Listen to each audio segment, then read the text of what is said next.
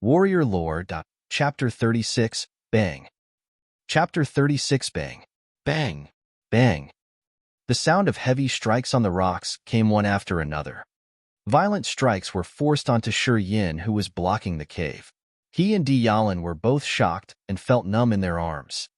Hey friends inside the cave, take your hands off, or I won't be this polite anymore. At the entrance of the cave, a cold voice yelled, My martial spirit can perceive life signs within 200 meters. I know there are 3 of you.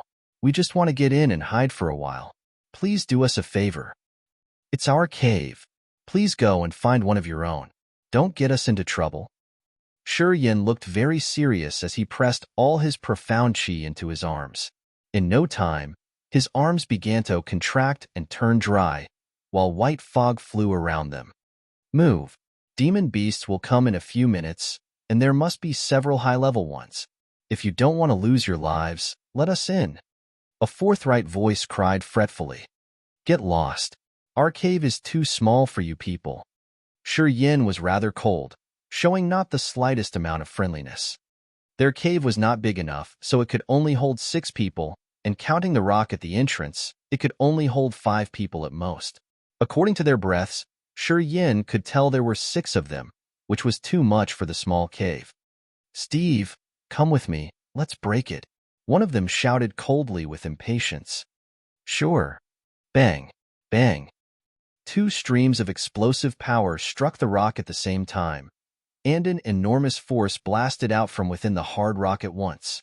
With the dull booms, the hard rock, which was being supported by Yin and Diyalan, was comminuted into dozens of pieces. Kaka, kaka. The rock segments fell on the ground one by one, and suddenly the light shined into the dim entrance. 3 people got the chance and slipped into the cave at once. The leader of the group, who was around 30 years old and wore a silver warrior uniform, looked cold and arrogant.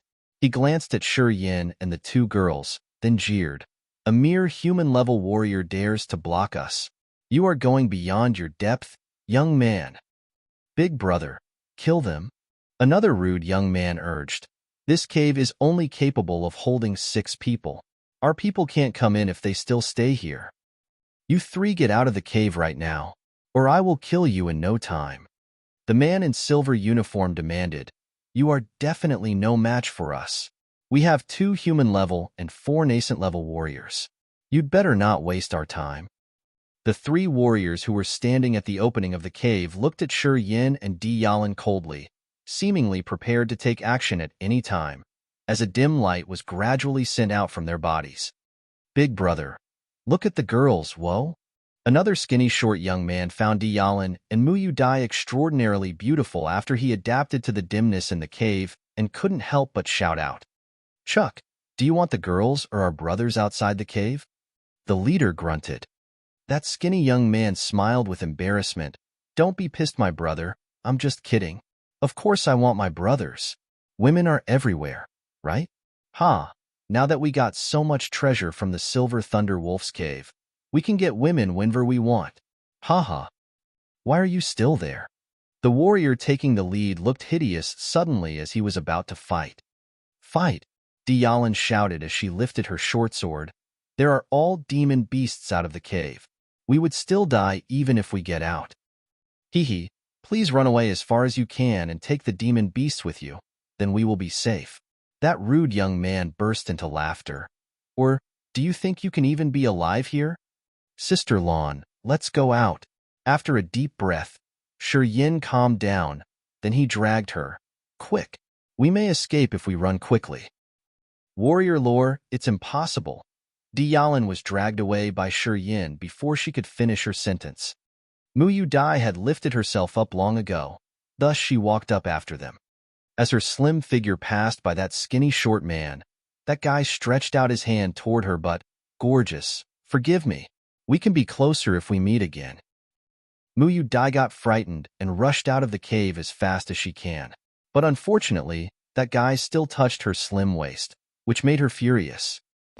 Outside the cave, the 3 men of nascent level had been impatient for a long time. Seeing the 3 getting out of the cave, the 3 warriors outside wandered their eyes on Diyalan and Muyu Dai lustfully. Then they walked into the cave reluctantly and complimented, "Brother, there should be two beauties. Your martial spirit is so great that you could even sense the cave here from so far away. We wouldn't have managed in collecting so much treasure in the Silver Thunder Wolf's cave if it hadn't been your magical martial spirit. Haha, we really harvested a lot this time. A martial skill of spirit level. We can get what we six want with this book when we go back to the God-blessed empire. Then we can own whichever women we are fond of." The rude guy in the cave chuckled. "Thanks to our big brother's martial spirit, it can identify the stream of life in the surroundings. That's too damn good." The six of them occupied Shi Yin and his friend's cave and started to discuss softly in it. "You three, go as far as you can. It's still early enough for you to leave now. Once the demon beasts came, you can in no way escape from them." The leader demanded confidently, "If you are still going to stay at the entrance, please excuse my rudeness." Under the bright moonlight, Shi Yin was wearing an icy and terrifying expression. Terrible demon beast howls were coming from all directions. They were just gathering toward this way, for apparently they knew there were humans in this area. Judging from the situation now, this area would be encircled by demon beasts soon. If they left now, they would become those demon beasts' target. Even if they guided the demon beasts to other areas, they would be killed by them eventually. Shi Yin knew clearly that the leader didn't kill them because he wanted them to run away and distract those demon beasts so that those six warriors could survive. "Ding Yin, why don't we just have a nasty fight with them? We could also be killed by the demon beasts if we get out of the cave. If we run away, we would die in vain. Why not drag those warriors in with us?" Tianyun stared at Shi Yin in rage. For his safety's sake, Shi Yin had told them his name was Ding Yin, though Tianyun and Mu Dai rarely called him by his full name. However, since Tianyun was strongly against Shi Yin's decision, she shouted out his full name. Mu Dai turned rather pale, and she said in a miserable voice, "I would rather be killed by the dark world than be eaten up by demon beasts. Sister Lan, let's finish ourselves now and attract those demon beasts here. Come here." Shi Yin frowned as he caught Tianyun and Mu Dai, separately with each of his hands, to the corner of the entrance, keeping them away from the middle of the opening. "What?" Tianyun flew into a rage. "You want to run away, don't you? Run away? Am I such an easygoing person?" Shi Yin broadened his mouth and looked hideous. Abruptly, he took out an iron ball out of his chest and waved it at the girls. Tianyun and Mu Dai were stunned at first. Soon they realized and smirked, then took several steps away from the opening again. Shi Yin nodded, and as soon as the girls found their positions, he suddenly rushed to the entrance. As he reached the entrance, he swiftly threw the iron ball into the cave and left in an instant. Bang!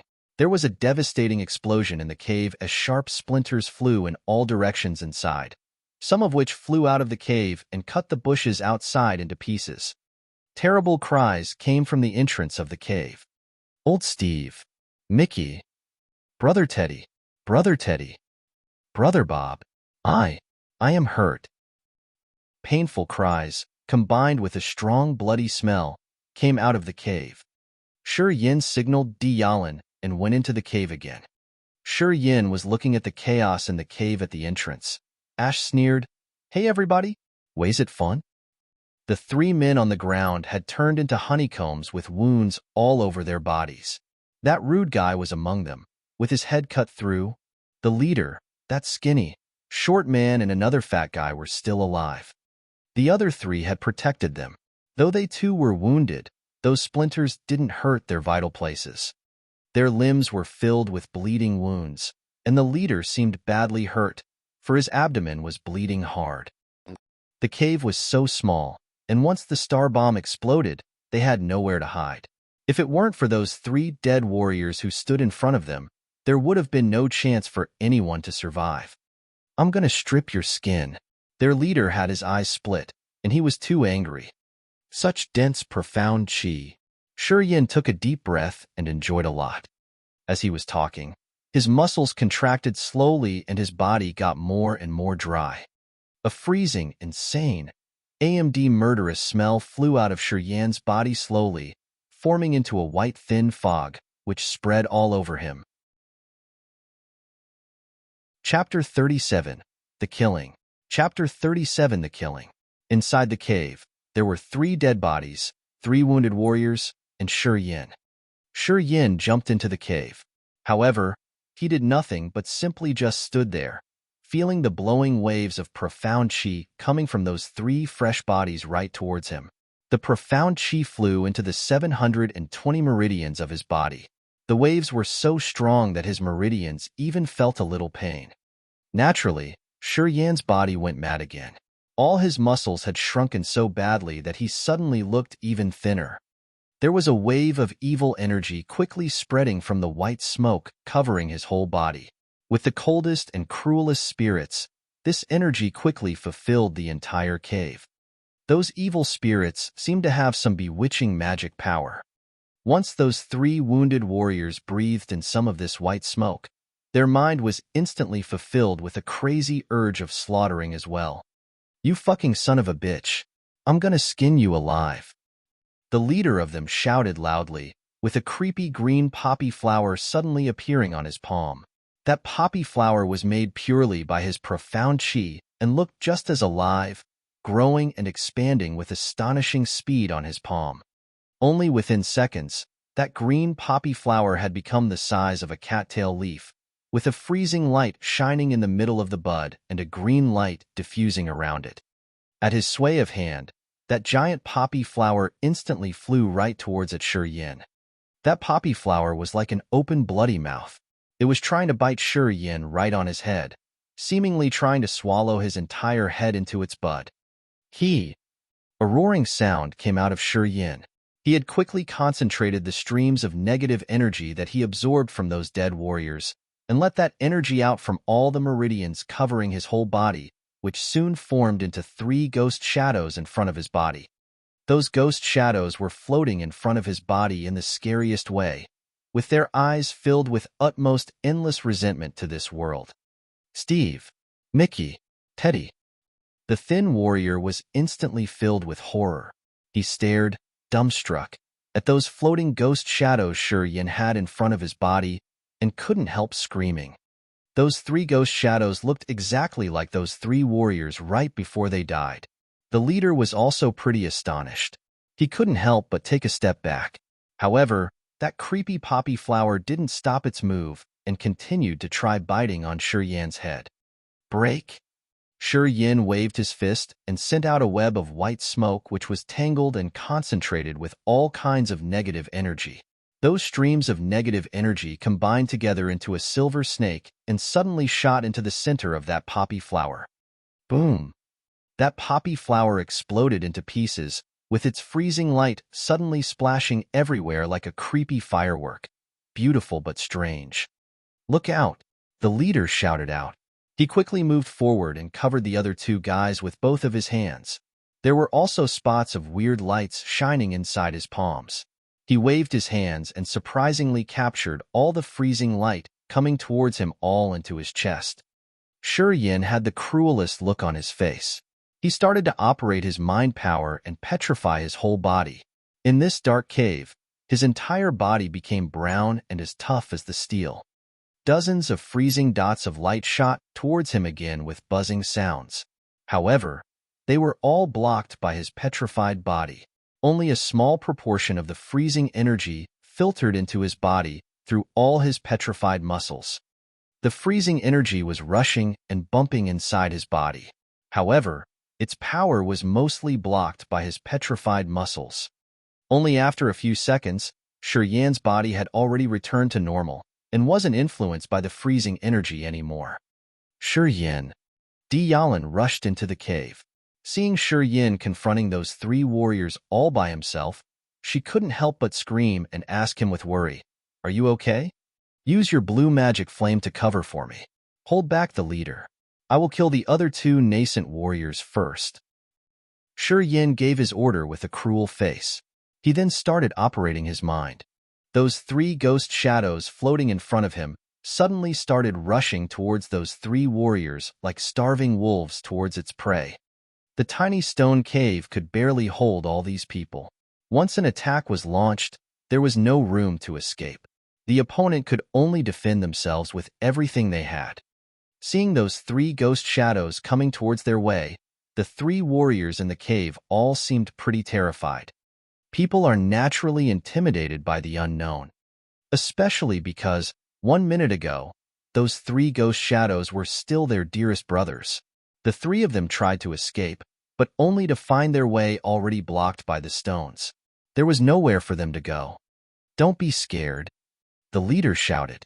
The freezing light he just withdrew into his chest was transformed and turned into an icy, silver light shield, sheltering the three of them. Yin sniffed secretly on the inside and continued to operate his mind power. The three ghost shadows stopped in front of the three warriors. With the silver light shield in between, those ghost shadows waved their fists and started to make terrifying postures such as biting and gobbling, showing all their utmost resentment in their eyes towards those warriors. All kinds of negative energy had gathered into the eyes of those ghost shadows, and through eye contact, flew right into the mind of those three warriors.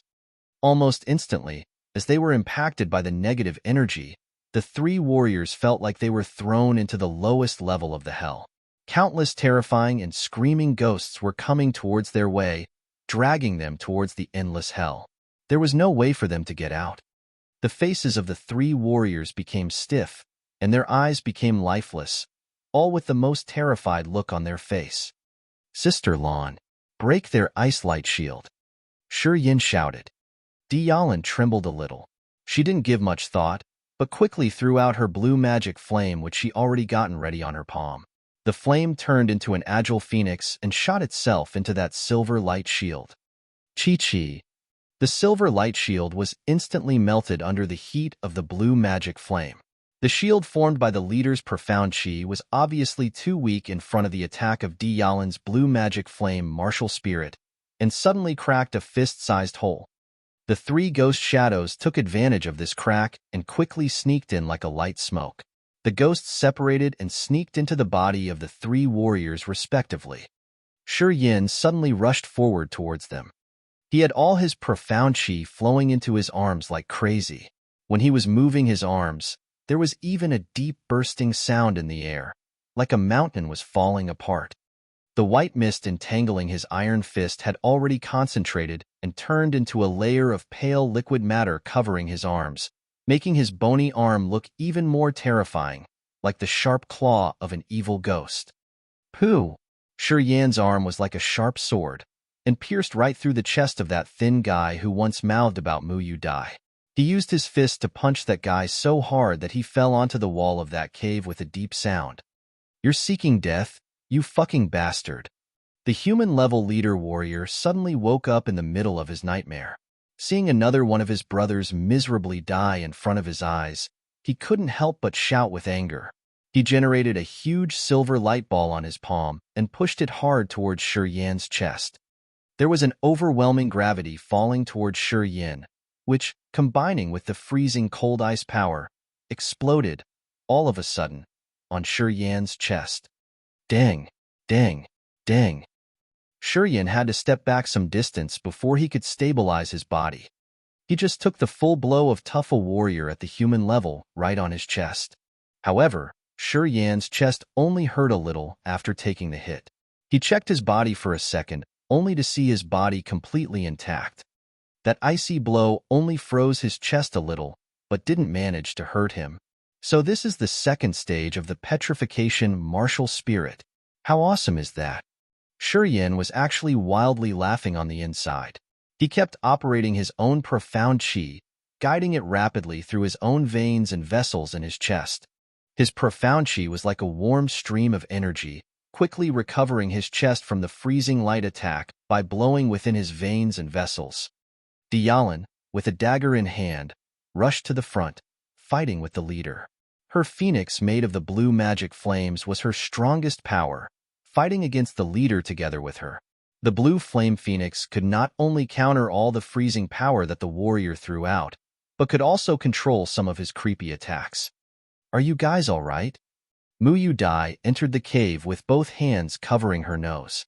When she stepped inside, she almost puked instantly due to the strong bloody smell. "Pile up the bodies." Shi Yin ordered with a frown. He didn't wait for Mu Yu Dai to respond before he quickly rushed towards the other nascent warrior who was still drowning in his nightmares, just like a haunting ghost. No, little Joe. The leader suddenly changed the look on his face. He instantly screamed out anxiously. Even in his wildest dreams, he could not imagine that this guy in front of him, who was merely a nascent warrior, could take on his full blow and not only survive, but also fight back again. But he himself was a warrior of the human level who had already reached the second sky. Brother Trump. Hearing his name being called, that unconscious warrior suddenly woke up and couldn't help but scream. But this was also the last sound that he would ever make in this world. The next moment, he stopped screaming as his back bumped hard onto the stone wall and blood came out through all his meridians. Shi Yan's body was as forceful as a mountain because of the scary explosion power that he got from going mad. He simply just bumped this guy to death onto the stone wall, and all of his bones broke into pieces. No, little Joe. The leader couldn't help but howl. Seeing all his brothers die in such a horrible way one after another right in front of his eyes, he started to regret entering this cave for the first time. He regretted that he ever provoked Shi Yin, this mad slaughterer, regretted even setting foot into the dark forest. Miss Mu, quick, pile up these bodies. Shi Yin took a harsh look on Mu Yu Dai, who had already completely lost her mind, and said with a cold voice, "If you don't want to die, then move quickly." Mu Yu Dai couldn't help but tremble. Under those cold-blooded eyes of Shi Yin, she had to kneel down to deal with all these nasty bloody bodies and move these ugly broken body parts to a corner of the stone cave, piling them up one by one. Shi Yin, come help me. Tianyun screamed. This guy's profound chi is too strong. I cannot handle him for much longer. The demon beasts started to gather outside the stone cave, with waves of roaring and howling coming towards them. It seemed that before long, this valley would be covered with demon beasts. Of course, Tianyun understood the value of time. They must finish this fight and kill the leader as soon as possible. I'll be right there. Shi Yin rushed forward and stood right in front of Tianyun, facing the leader. Boom! The silver freezing light appeared again on the palm of the leadery, with another strike shooting right at Shi Yan's chest. Hey hey! Shi Yin put on a scary grin on his face. With the help of his petrification martial spirit, which had already reached the second stage, he took this hit just fine. Now this leader was forced into a corner of the stone cave. There was no way for him to escape. The phoenix made by the blue magic flame took the chance and also flew over. It soon landed on the shoulder of the leader. The flame surrounded and spread rapidly on the guy's shoulders, just like a tendril of vines. Soon there was the smell of burning flesh on his shoulders. The flames became stronger and stronger, and then spread from his shoulders to his abdomen, then to his waist, until burning his little brother under the belt. Ah! The lead guy started to scream with great pain. He started to hit Shi Yin like crazy, desperate to break Shi Yan's defense and get out of this cave. You tried so hard to get in, but now you want to leave? Hey, hey, too late for that. Shi Yin put on his dark light shield and used his petrification martial spirit to block all his crazy attacks with a mocking grin on his face. Despite his terribly thin body, Shi Yin was standing there like a steady stone. No matter how hard the attacks were, he just stood there without moving an inch. Tianyun found an opportunity to get in. With her dagger in hand, she pierced one leg of the leader almost within a second. Please don't kill me. I've got the treasures we stole from the cave of the Silver Thunder Wolf. Please just let me go. I will give them all to you. Please. The leader screamed and begged with his twisted face. I will take the treasures, and your life as well. Shi Yin put on a scary grin. Countless streams of white smoke suddenly wrapped tightly around this guy's body. And with this man's most terrified screams, Shi Yin pierced his throat with one finger. The leader soon lost the light in his eyes. His body also started to become soft and fell onto the ground slowly. Shi Yin didn't take another look on that man's body. He quickly turned around and looked at Mu Yu Dai with a scary face. He cursed in a cold voice, so useless. Still haven't finished with these bodies? Mu Yu Dai was already pretty upset. She was trying very hard at dealing with these bodies. For a girl who hated nasty stuff like this, it was not an easy task to pile up all these bodies. Don't even expect her to be extra efficient, which was almost impossible. Yin didn't waste a lot words on her.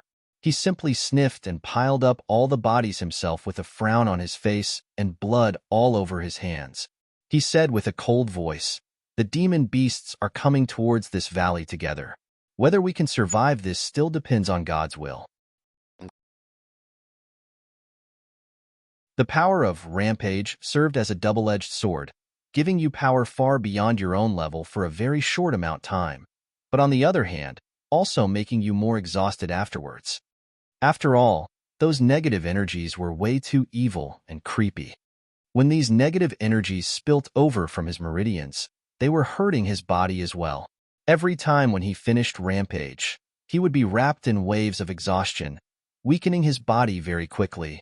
Sitting right there in the cave, Yin felt that both his arms and legs were weak and powerless. The meridians all over his body were also hurting like hell. The profound qi he absorbed from those 6 fresh corpses had also rushed into his meridians, filling his body with wave after wave of strong power. While his meridians were processing and purifying this profound qi with high speed, the negative energies would take advantage of this to sneak out and slowly rot his mind and sanity. At this moment, he couldn't do anything that required effort. His meridians were still busy processing and purifying all this new profound qi. If he couldn't relax his body, he wouldn't be able to achieve a quality recovery at all. Therefore, he made a sensible decision to leave everything else alone. He just sat still, keeping a peaceful mind for the recovery.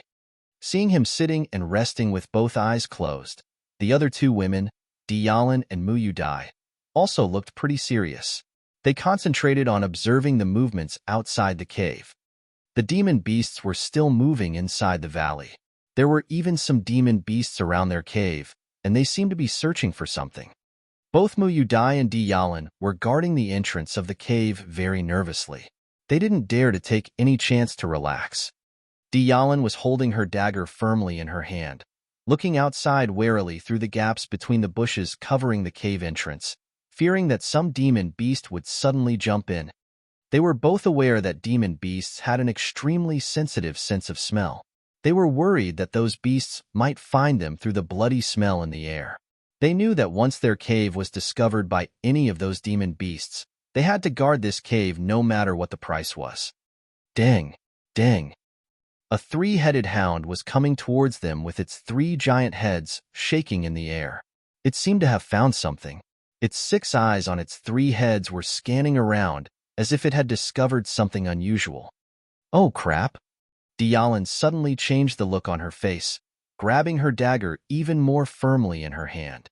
With sweat pouring out of her palm, she focused on the 3-headed hound with all of her attention and didn't dare to move her eyes away for a second. Tianyun was already extremely tense and was ready to start a fight at any time.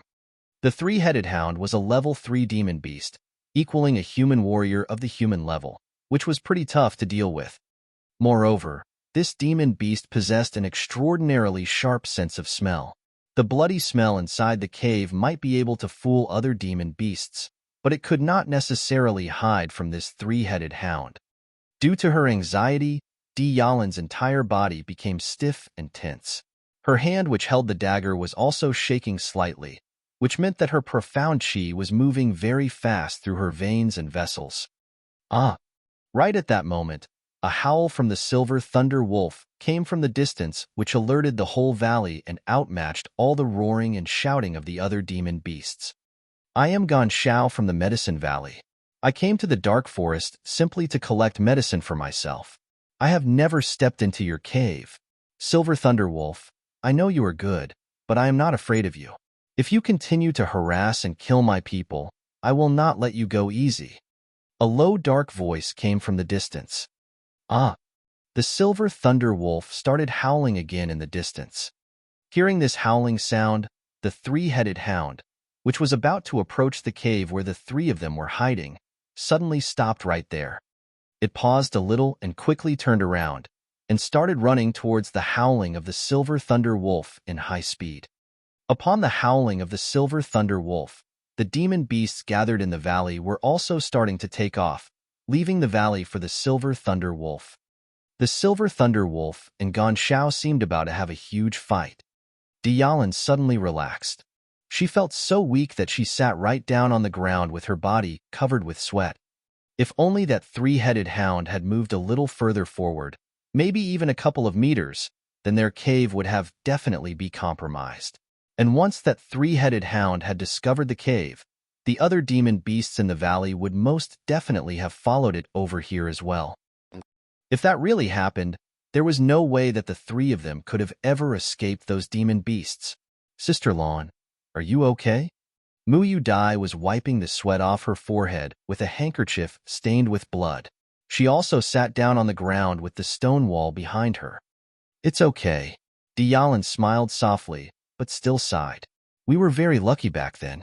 If the silver thunder wolf didn't have its eyes on Gan Shao from the Medicine Valley and didn't suddenly call for all the demon beasts to gather around it, I am afraid that we wouldn't have been able to make it through this. Yeah, I was also pretty scared just now. Mu Yu Dai's pretty face also looked quite pale. She added in a low voice, I was even prepared to commit suicide back then.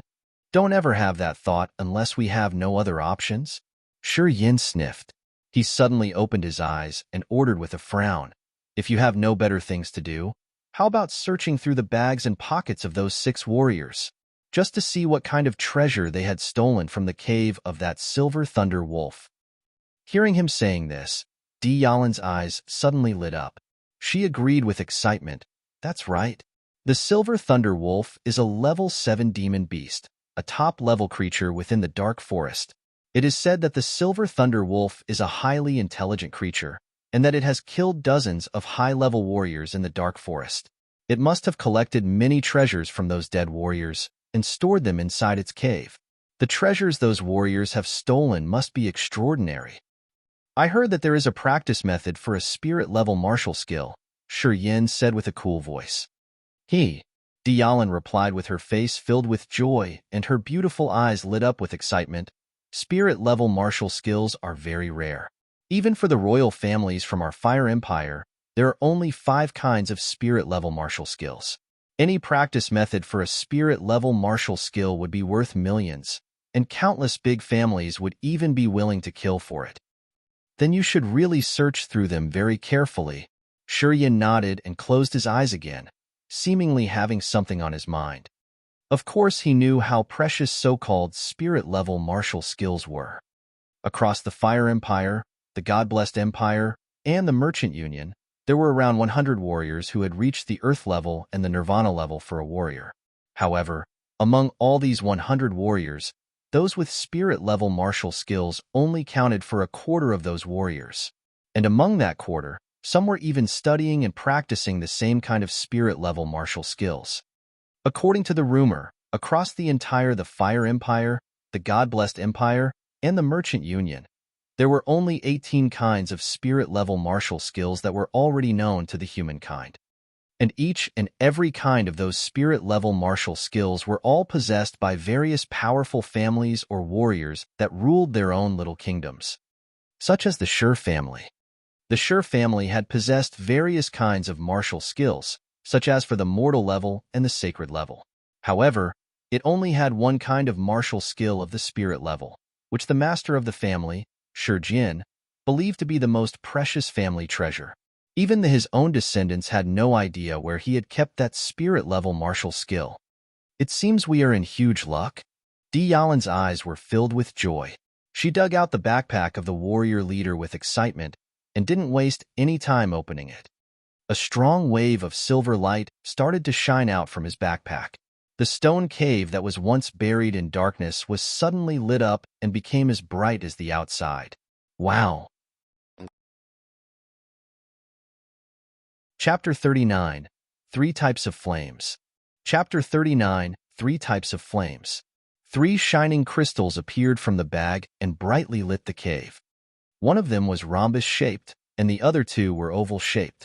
They all looked crystal clear and were diffusing waves. Obviously, there was an extraordinary energy hidden within them. Demon crystals. Tianyun screamed with joy. Ah!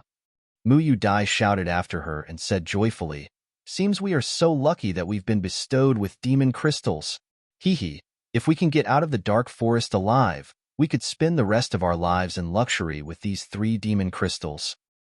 Dialin squatted and began to examine the 3 demon crystals carefully. After a long time, she observed, "They must be from level 6 demon beasts, but I can hardly tell what demon beasts they are from. Sister Lon, I have heard that demon beasts can directly absorb the energy in demon crystals. The Silver Thunder Wolf owned these demon crystals. Why didn't it take the energy inside of them to strengthen itself? It is said that the Silver Thunder Wolf gave birth to a pup, and the best way for it to grow up is to absorb the energy in demon crystals. If it is true, then I guess the 3 demon crystals from these level 6 demon beasts were prepared by the Silver Thunder Wolf for its pup. Could be. The energy in demon crystals is the best material for alchemists and blacksmiths. They can easily tell what demon beast the demon crystal is from in just one look. 3 demon crystals. We can have one each, right? I didn't help, so I can't take one. Muyu Dai shook her head, and she took a glimpse at Shi Yin, who was training with his eyes closed. I think you two should share them. If it hadn't been for me, you wouldn't have got into trouble. Let's discuss this after he wakes up. Dialin frowned and continued to dig in the bag. Ah! With another exclamation, Dialin took out a transparent jade bottle from the bag which was on the ground. She suddenly lost her train of thought as she stared at the red liquid inside. The liquid in the jade bottle was like a flame. As Dialin shook it gently, the flame also danced to the rhythm. Dialin seemed to recall something as she stared at the liquid in the jade bottle. After a long time, Dialin's thin body trembled and she screamed, "Earth Core Flame Essence." Congratulations, Sister Lon. Muyu Dai was stunned at first, then she realized something and yelled happily, "Sister Lon, it will benefit you the most. Haha, you really harvested a lot from this journey. You have not only awoken your martial spirit, but you've also gotten this Earth Core Flame Essence." Dialin was so delighted that she couldn't help but keep nodding her head excitedly as she shook the jade bottle in her hand. She babbled incoherently, I've never expected that I would be so lucky. It's Earth Core Flame Essence." Just then, Shi Yin finished 3 big circulations after training silently for a long time. He opened his eyes and asked, "This Earth Core Flame Essence, what does it have to do with you?" "What? How come you don't know about Earth Core Flame Essence?" Dialin exclaimed in surprise. "It is common sense. Hell, are you a warrior or not?" Shi Yin was quite indifferent. "I'm all ears. Do you know there are 3 types of flames? As in sky, earth, and human?" "Not really." "What? You don't even know about that?" "Nope." Dialin shook her head bitterly, for she totally had no idea about Shi Yin. After a short pause, she explained leisurely, "The 3 types of flames refer to human flames, earth flames, and sky flames. Human flames, like my blue magic flame, are the magical flames in human warriors, which is a vital factor for alchemists and blacksmiths to train with. Every high-level alchemist or blacksmith owns a human flame, because only it can raise their skill to the highest." Shi Yin nodded without a reply and didn't move his eyes away from Dialin. After a short hesitation, Dialin added, "Earth flames and sky flames exist between the earth and sky, such as the earth core flame in the center of the earth and the volcano core flame from the bottom of a volcano, and are formed naturally. The difference between earth flames and sky flames is that the latter has a consciousness." "What does that mean?" Shi Yin was intrigued. Natural flames without a consciousness are called earth flames, which are regarded as a treasure like precious stones. As for a sky flame, it can think, just like humankind. It is immortal and has magical power, which is the most special life entity in this world. Some sky flames were formed at the beginning of the Grace mainland. Though Shi Yin still looked indifferent, this stirred a storm in his mind. He was a foreigner to this world, and all the knowledge he obtained from his own world was totally different from that of this world. Before, he had never thought that these flames could even think and have wisdom. Hearing that, Shi Yin got to know the magical charm of this world more profoundly. In this world, he met many mysterious things which he had never even dreamt of, such as martial spirits, demon beasts, and so forth. So this earth core flame essence is an earth flame? After thinking for a long while, Yin finally asked. This is the leftover liquid after an earth core flame turned into a sky flame. It's neither earth flame nor sky flame, but something in between. An earth flame can turn into a sky flame? Yin was shocked again. Of course, millions of years is a long time. Over time, earth flames have the chance to gain consciousnesses and turn into a sky flame, but the possibility is very small. Not all earth flames have the chance for evolution. Tianyun was amused. But this is the liquid left behind before the earth core flame turned into a sky flame. This liquid is very precious for people owning human flames. How precious? It can enhance the human flame and improve one's martial spirit. Tianyun was so joyful that she was almost about to dance. A human flame is from one's body and can't be hotter than the flames in nature. Only top-level warriors can make their human flames as hot as those in the natural world after strengthening them several times. Got it. Yin nodded. So this liquid can enhance your blue magic flame and give it the temperature of an earth flame? That's it. Tianyun nodded vigorously and stared at him with her shining eyes. After a hesitation, she said in shame, well, don't worry. It's yours. Tianyun was delighted. She felt that she gained some extra advantage and wanted to say something. Yin replied peacefully, Earth core flame essence is of no use for me, and I don't even possess a martial spirit. What do I need it for? Just take it with you. But you can trade for any valuable medicine you want from the 3 medicine kings in Medicine Valley with this liquid. Well, you keep it then. Yin frowned and said casually, there was a book on the martial skills of spirit level? Hearing Yin's reminder, Tianyun began to search in the bag again hurriedly. This is it. Tianyun took out a dark yellow ancient book. She glanced at it and said, I can't read these ancient characters. We need to find some specialist to translate it for us. Let me have a look. Yin asked for the book naturally as he stretched out his hand. The previous owner of Yin's body was a big fan of ancient things. Though he knew nothing about martial arts, he was much better than most so-called scholars in this world when it came to ancient languages and historic sites. Yin took a glimpse at the ancient letters on the book cover as soon as he got the reddish ancient book and mumbled the word naturally, gravitational field. Chapter 40, Sharing the Treasure. Chapter 40, Sharing the Treasure. You know these ancient letters? Tianyun couldn't help but shout in surprise. Yeah. Just a little. Yin nodded, but he didn't take a closer look at the contents of the book. He just held the book in his arms casually and said with a cool voice, You take the bottle of Earth Core Flame Essence, and I will take this practice book for spirit-level martial skills. Tianyun nodded to show her agreement. The bottle of Earth Core Flame Essence was indeed extremely precious for her. She was already on top of the world with that little bottle of liquid in her hand. But what about these 3 demon crystals? After a while, Tianyun asked again, and this time, while she was talking, she gave a quick glimpse to Muyu Dai on her side, with a pretty complicated message in her eyes. Yin had already got his book of spirit-level martial skill, which was obviously worth millions. However, until now, only Muyu Dai hadn't got anything. Those 3 demon crystals were apparently not as valuable as the Earth Core Flame Essence or the skill book. Therefore, Tianyun intended to give those demon crystals to Muyu Dai. However, she was worried that Yin might be against this decision. That's why she said this to gauge Yin's reaction. Then give them to Miss Mu. I'm okay with that. Of course Yin knew what Tianyun was up to. He said calmly, We cannot leave Miss Mu with nothing.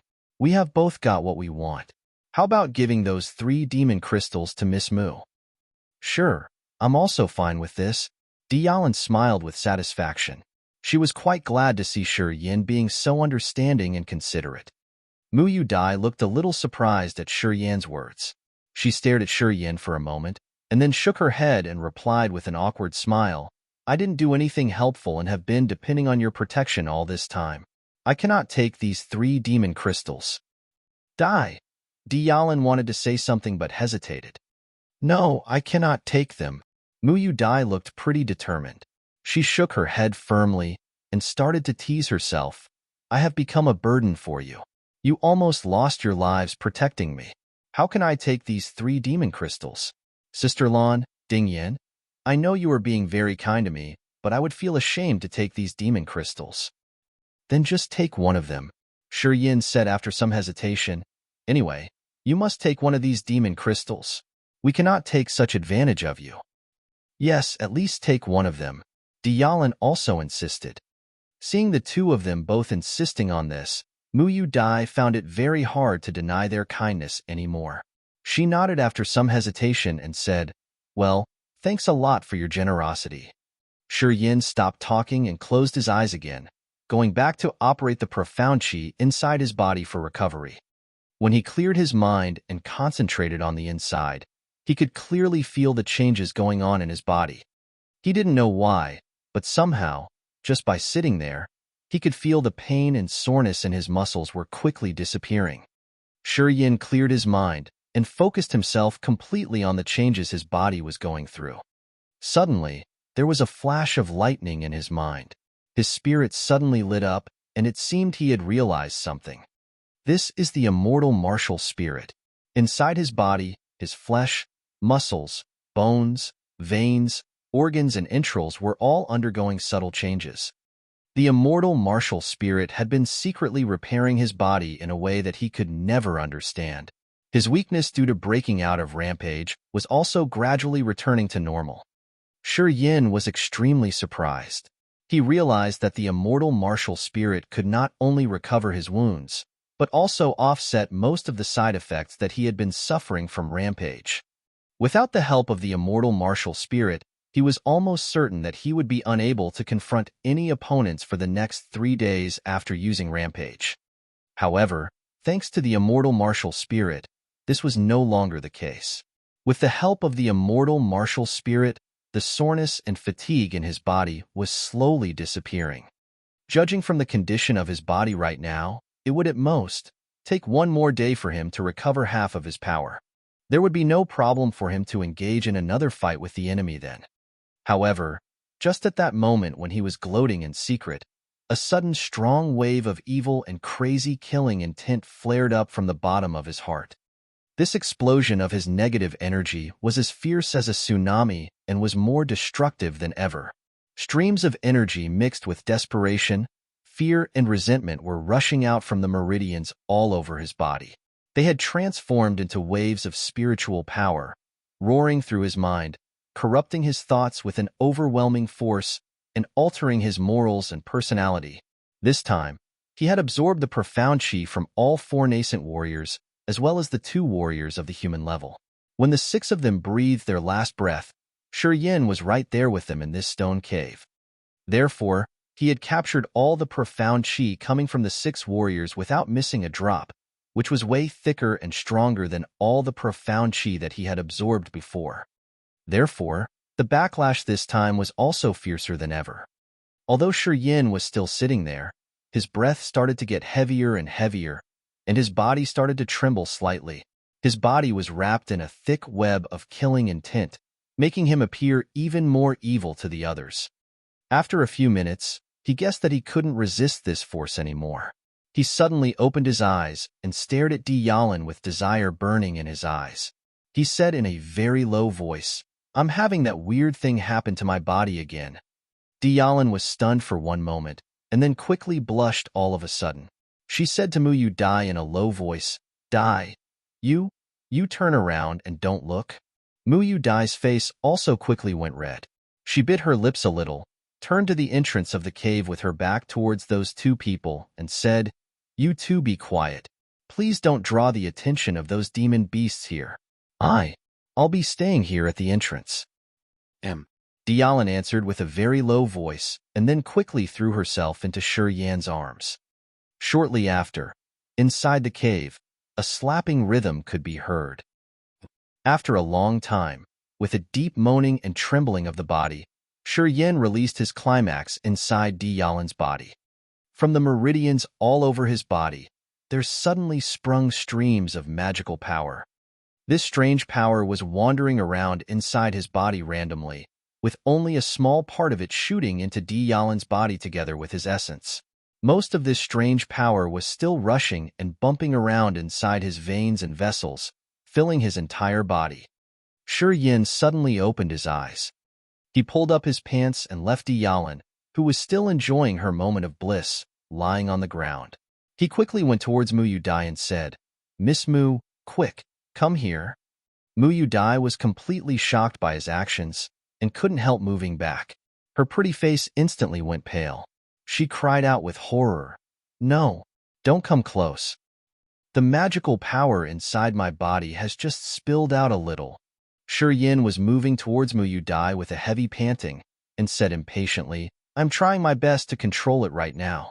Let me try and see if I can share some of it with you in order to help you recover your broken veins and muscles inside your body."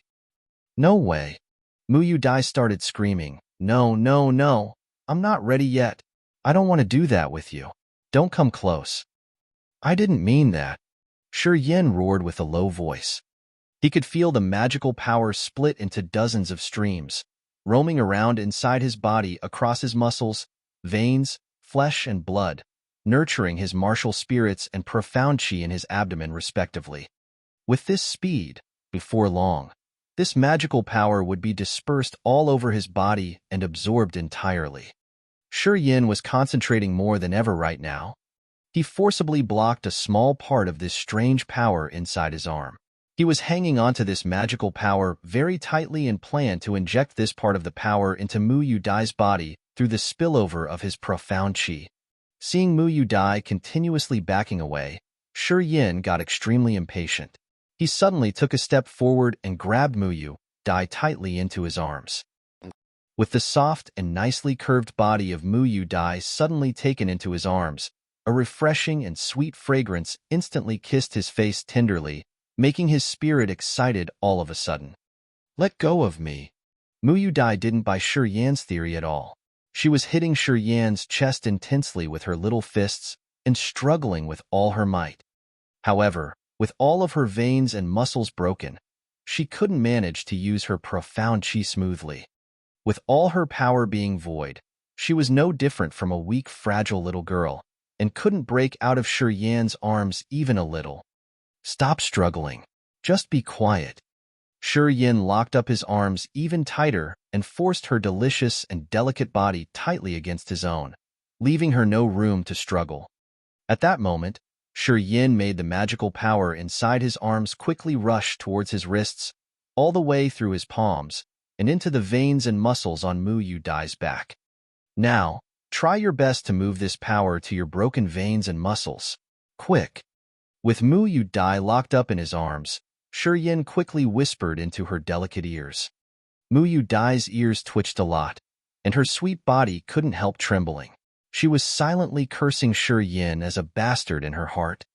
However, she clearly felt two strange waves of power flowing into her body through Yin's palms and circling inside the veins and muscles in her back.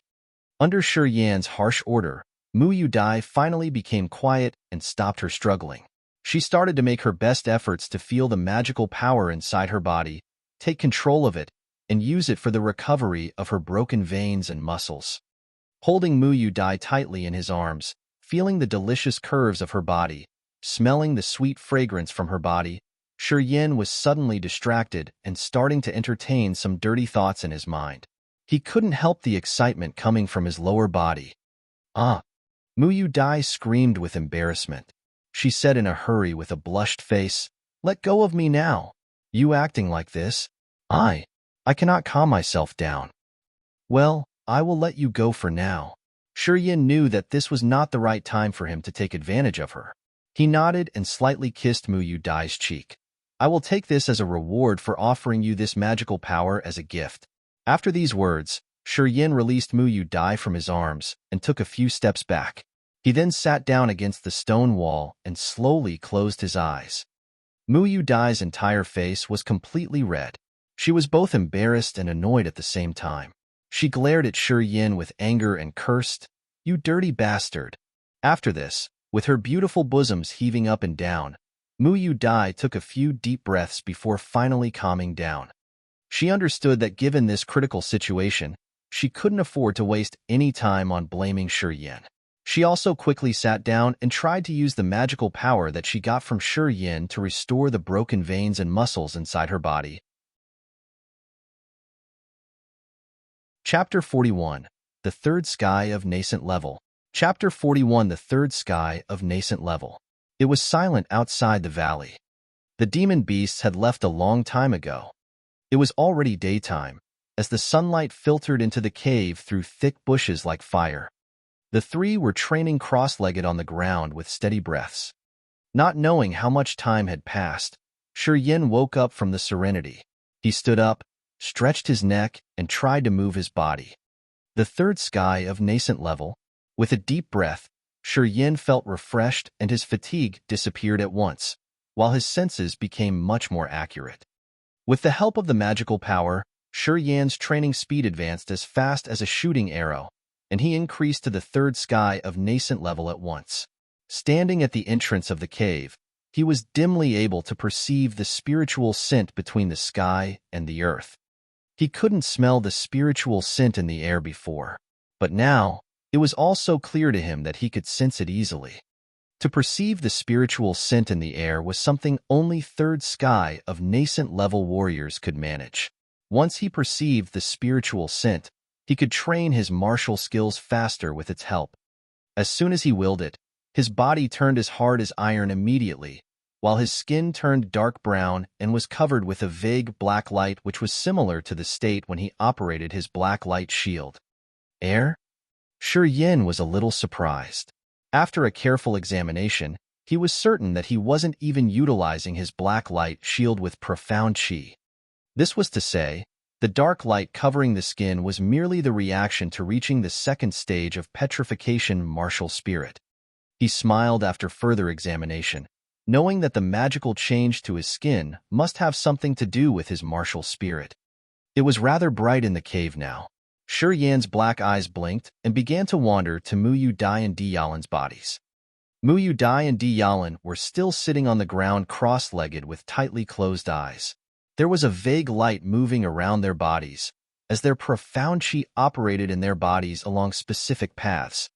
He had injected part of the magical power into Mu Yu Dai's body, because he wanted to know if this magical power could be passed on to others without sexual intercourse. And also, he wanted more help. He was not sure how many foes he would meet during the upcoming journey. It would affect their travel if Mu Yu Dai still needed protection. As Dialan had said, Mu Yu Dai was also a warrior before her tendons broke.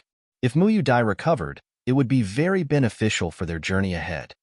Because of those thoughts, he gave that small part of the magical power to her. Holding his breath, Shi Yin focused his attention on Mu Yu Dai. Suddenly, he felt a strong, profound qi circulating in her body. A little surprised, he couldn't help but take several glances at her. After a further thought, he got even more confused. To his amazement, Mu Yu Dai's profound qi was more refined than Di Yalan's, which meant Mu Yu Dai was a higher level than Di Yalan. Shi Yin was really shocked.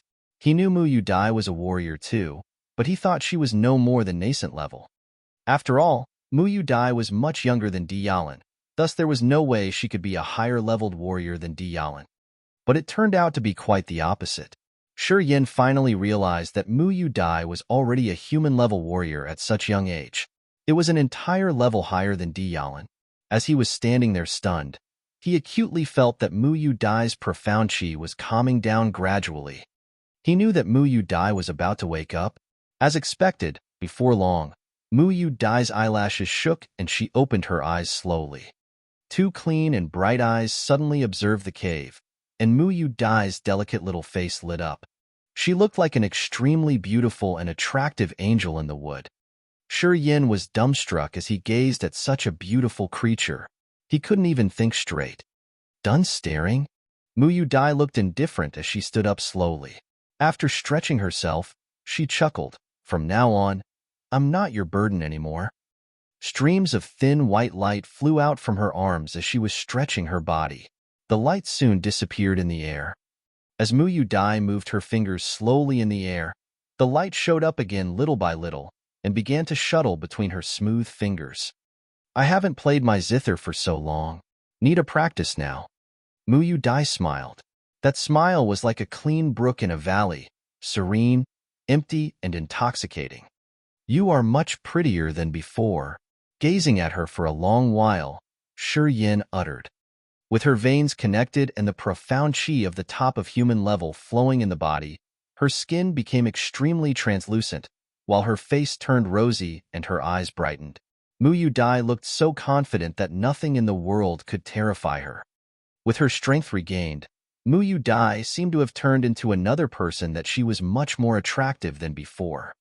At this moment, in Shi Yin's eyes, Mu Yu Dai was literally far prettier than Tianyun and Mo Yinyu.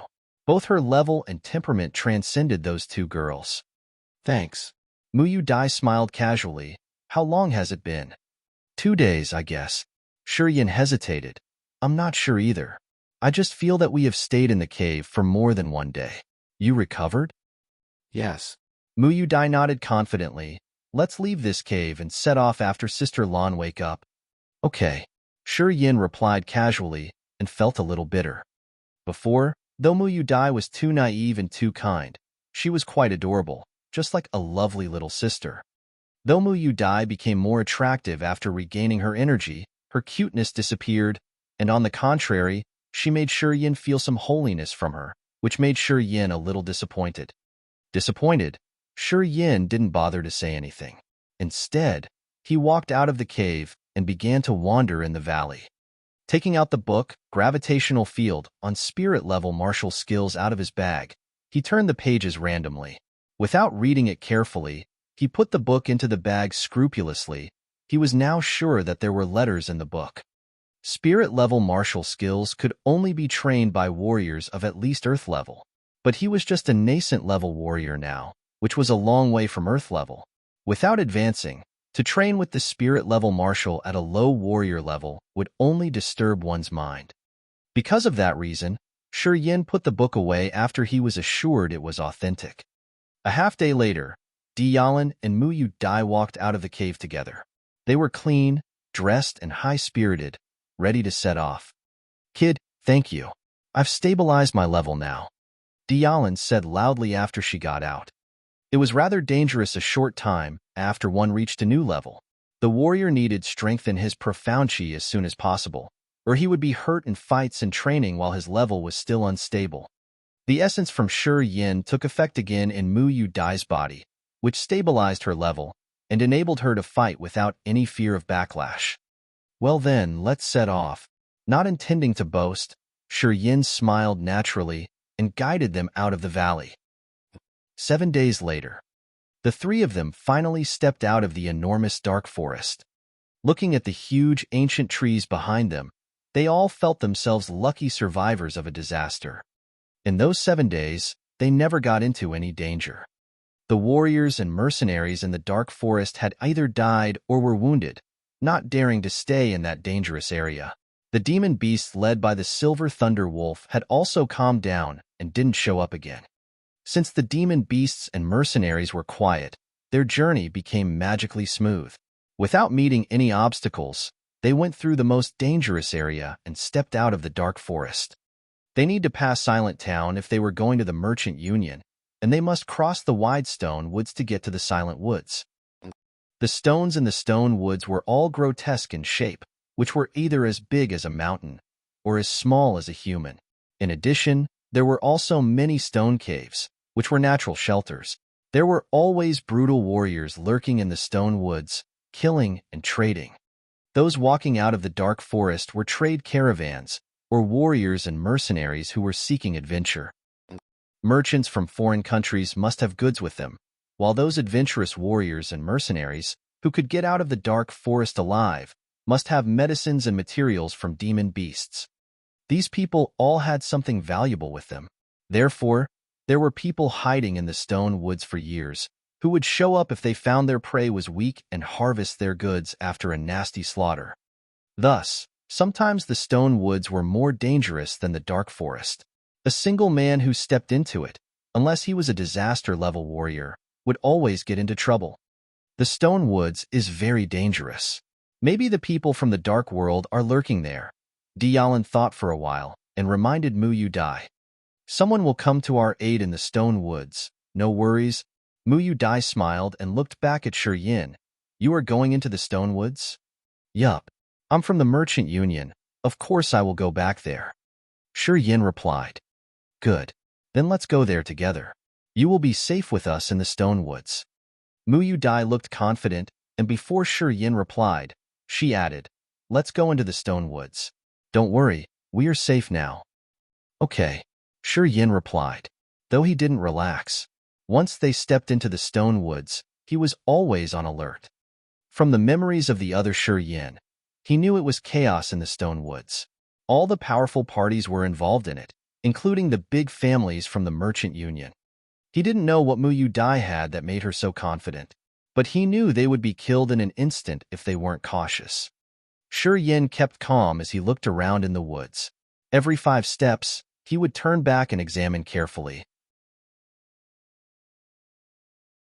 Chapter 42, Departure. Chapter 42, Departure. In the stone woods, beside a giant rock, Imo Chowga, Bernard, and the Crescent emissary were standing indifferently, seeming to wait for some news.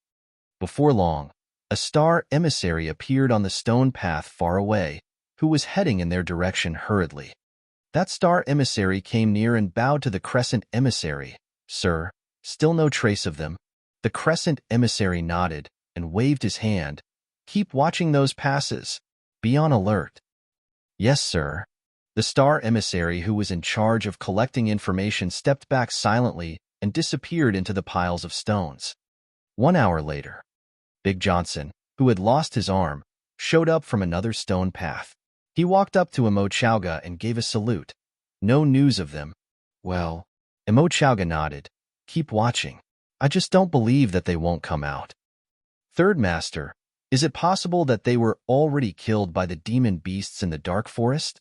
Johnson asked after a hesitation. It is said that the demon beasts in that area went crazy after we left. Many warriors died because of them. They disappeared for so long. Maybe they were killed by those demon beasts. Could be. Surprisingly, Imo Chowga didn't oppose, but nodded and said, but if they were not killed by demon beasts and slipped through to the Merchant Union, we can do nothing anymore. You know what I mean? Got it. I will go and watch right now. Johnson was enlightened and left immediately. Frowning, Imo Chowga said to the Crescent emissary next to him, Let's wait for another month. If they still don't show up, I guess they must have been killed in there. What do you think?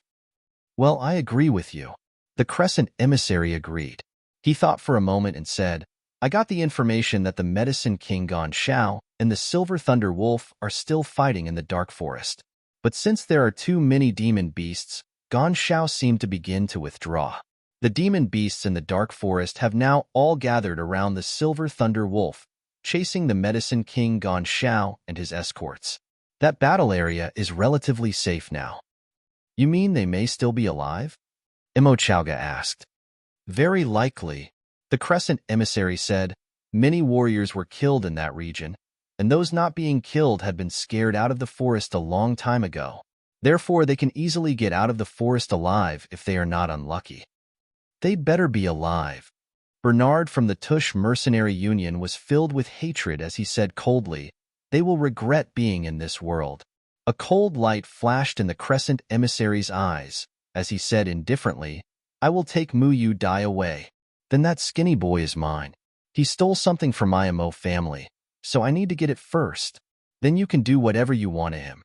Imo Chowga took a glimpse at Bernard and said in despise. Bernard kept silent, pondering on something that no one knew. Shi Yin was walking on the jagged stones cautiously, not daring to relax his vigilance. Mu Yu Dai and Di Yalan were discussing something ahead of him. He couldn't hear them clearly. Ding Yin.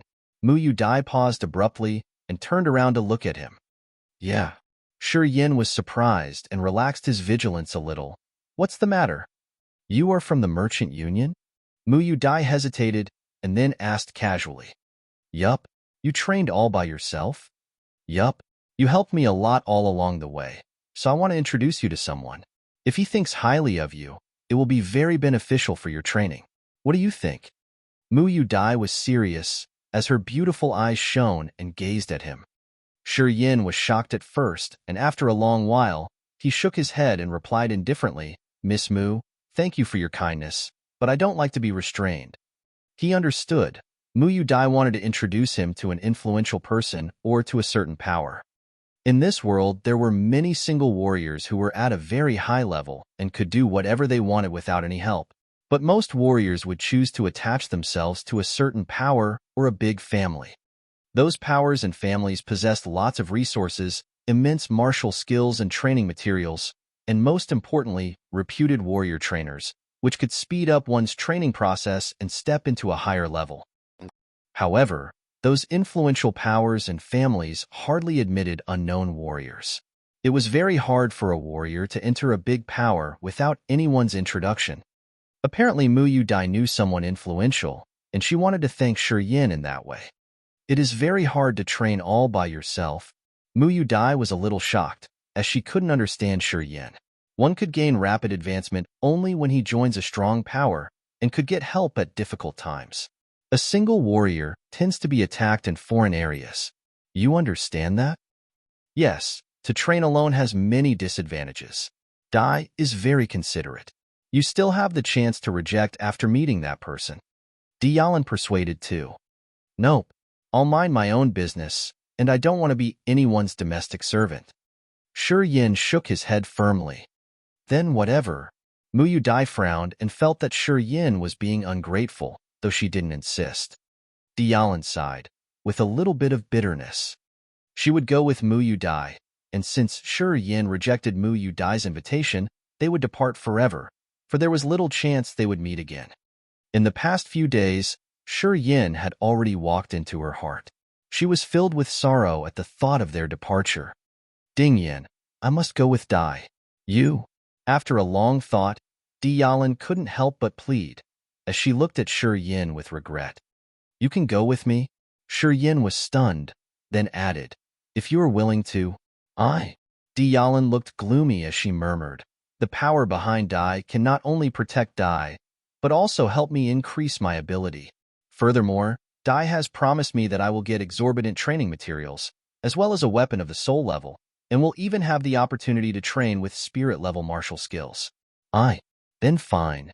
Shi Yin replied decidedly, you have your own pursuits, so do I. And I can't give you what you want. Let's depart as soon as we get to Silent Town.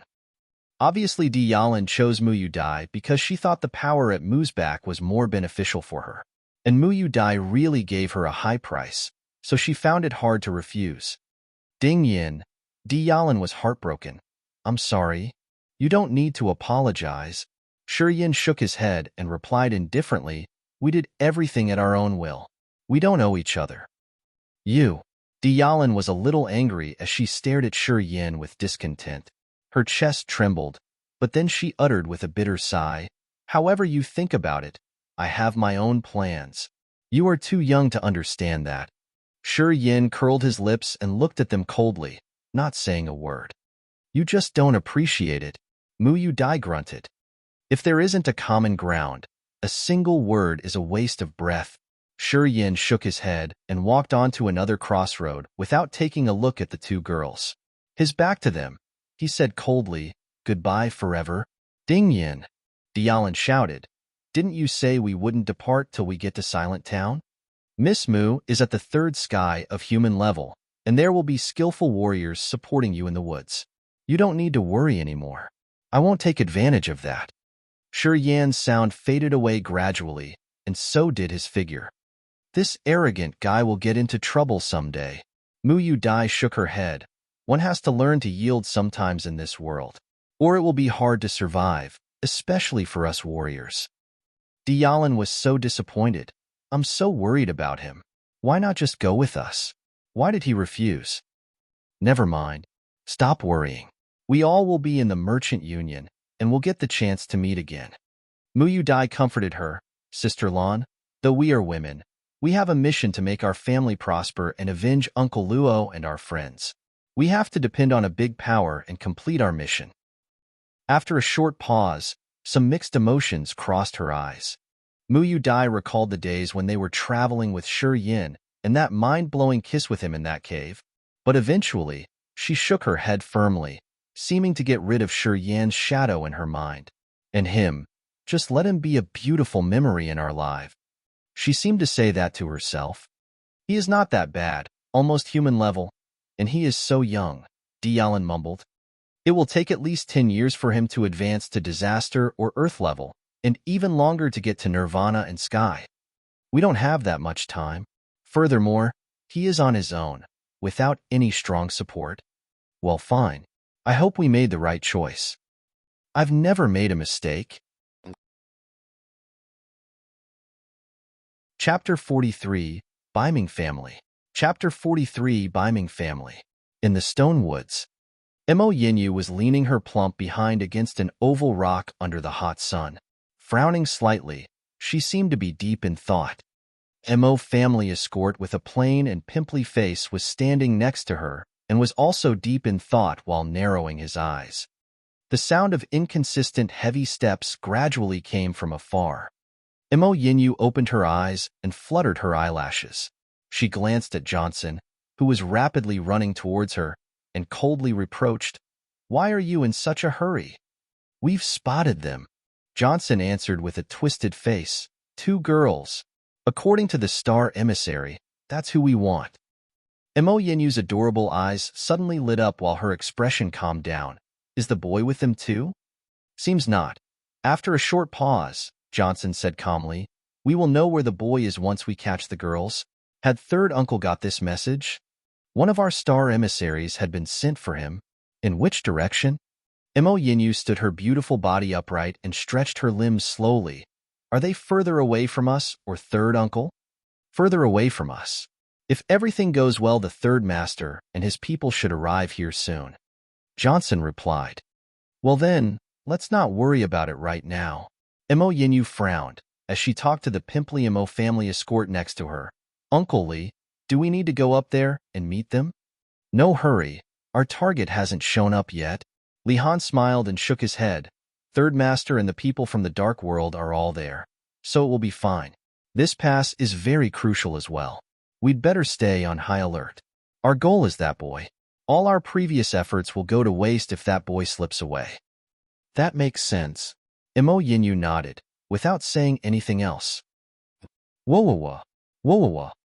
While stopping beside a snake-shaped rock, Mu Yu Dai took out a silver horn and began to blow it. The sound of the horn rippled away like waves to faraway places. Figures hiding in every corner of the stone woods came out one after another after they heard the horn, quickly rushing in the direction of Mu Yu Dai. "Sister Lan, don't worry. Some people will come to our rescue." Mu Yu Dai smiled lightly. "We are really safe here. No need to worry about the Dark World." Hopefully, Dialin barely smiled. She couldn't settle down as she was worried about Yan. She sighed. "I hope he is fine." Shortly after, shadows appeared one after the other from far away. The man in the lead turned out to be the Crescent emissary from the Dark World, and beside him were Mo Chowga and Bernard, as well as several other Mo family warriors and star emissaries. "Miss Mu, nice to meet you again." The Crescent emissary's vicious eyes were wandering over Mu Yu Dai's body like a cunning snake. His voice was like ice. "You nearly managed a perfect escape, but too bad. Unfortunately for you, you didn't quite make it to the Merchant Union. You will instead be taken away by me." "Really?" Mu Yu Dai smiled calmly, showing no fear. The Crescent emissary frowned and was confused. Mu Yu Dai was too calm at this time. This was too abnormal. "Where is that young guy who was hanging around with you?"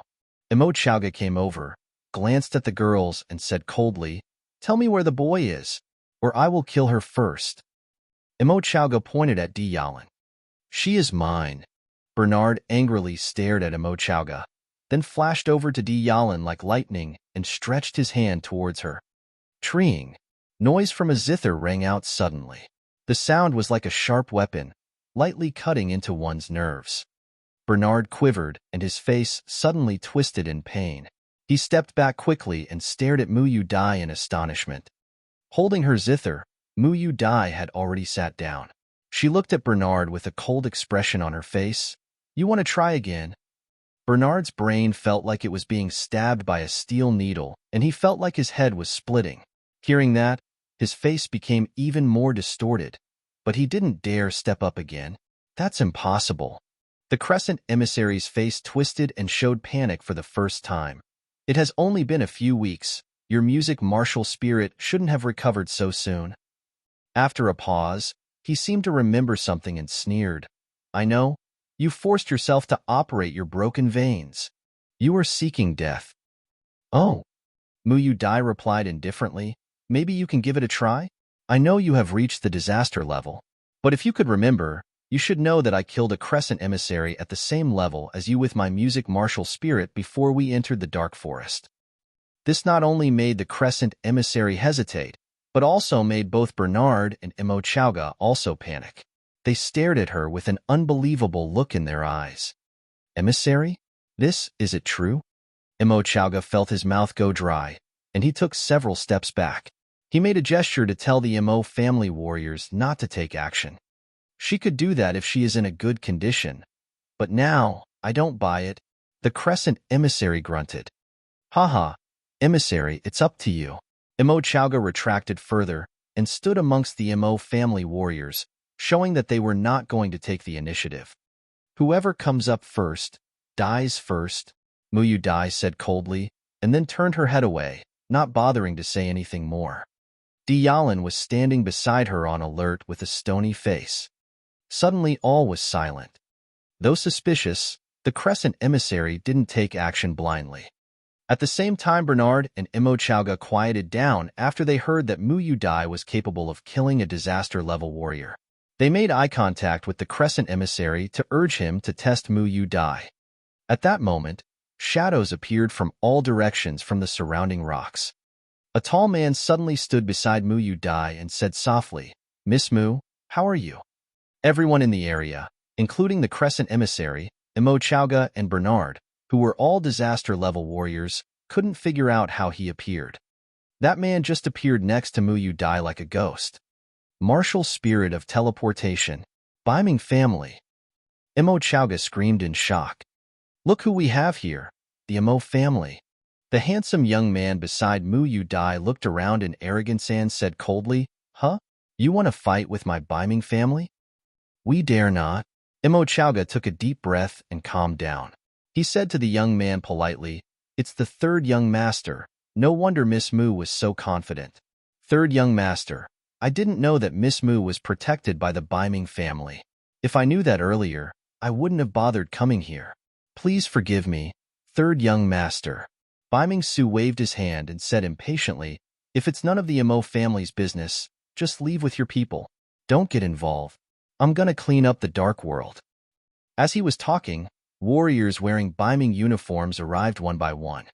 Two old men, one thin and the other fat, stood next to him silently and fixed their cold eyes on Imo Chauga and the Crescent emissary separately. Well then, I will take my leave. Imo Chauga smiled respectfully and left at once. The Imo family warriors turned quiet after they saw Beiming Su and left immediately with Imo Chauga. As for Bernard, he stepped back and was about to run away into the stone woods. Muyu Dai touched her zither softly and said, Third young master, please kill that guy. Treeing. The sound of the zither rang out. Bernard's body quivered heavily, and he almost fell down. He jumped behind a rock immediately and ran as fast as hell. Oldine, please. Beiming Su ordered softly.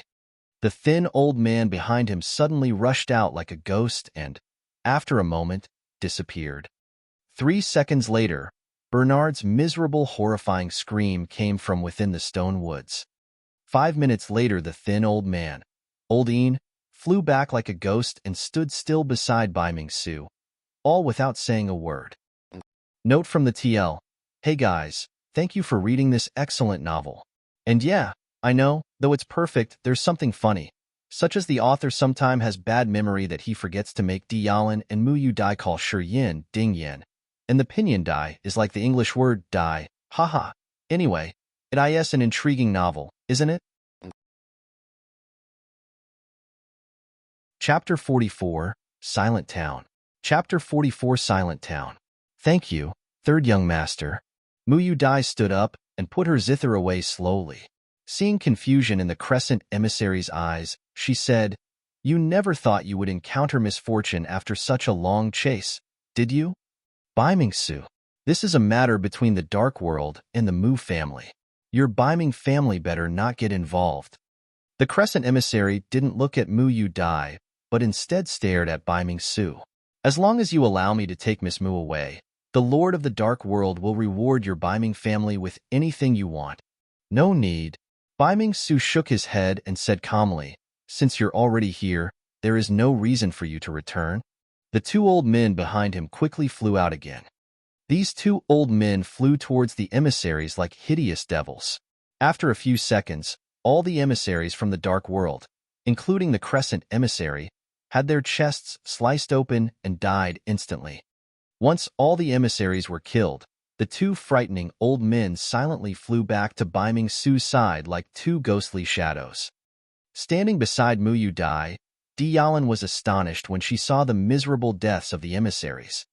She knew that the Beiming family was very influential within the merchant union, but she never thought they were this powerful. The Beiming family didn't care about retaliation from the Dark World. Therefore, they ruthlessly killed the emissaries.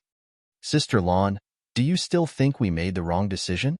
Mu Yu Dai smiled. Tianyun had a complicated expression on her face. She lightly sighed. "No, it's just that. Stop worrying. For our future's sake, it's best to forget about him as soon as possible." Mu Yu Dai persuaded her softly. "Okay." Tianyun nodded helplessly. "Shall we go now?" Beiming Su's black eyes wandered over Tianyun and Mu Yu Dai for a while as he asked politely. "Sure." In another region of the stone woods, as Shi Yin stepped around a corner, he suddenly drew back while on alert. Shoo! A sharp arrow landed in front of him. At the same time, a blue smoke bomb of the Mo family shot up into the sky. It's you again. Reckless." Shi Yin grunted with a stony face. Mo Yinyu appeared from within a stone cave with arrows in her hand. She looked at Shi Yin and said coldly, "You've finally shown up." Johnson, with his broken arm, and Li Han also appeared from behind her and blocked Shi Yin from both sides, while watching him cautiously. "You are seeking death." Shi Yin shouted and suddenly shot towards Mo Yinyu like a sharp sword. While shooting forward, his body was covered with white smoke and the smell of death. He looked like a terrifying devil. "Miss, watch out." Li Han cried out in fear and flew towards Mo Yinyu like lightning. Li Han was at the second sky of human level, thus he could see Shi Yan's amazing explosiveness. How could Mo Yinyu bear such violent force? Chi-chi. Shi Yin slammed his foot down and cut a long gouge in the ground.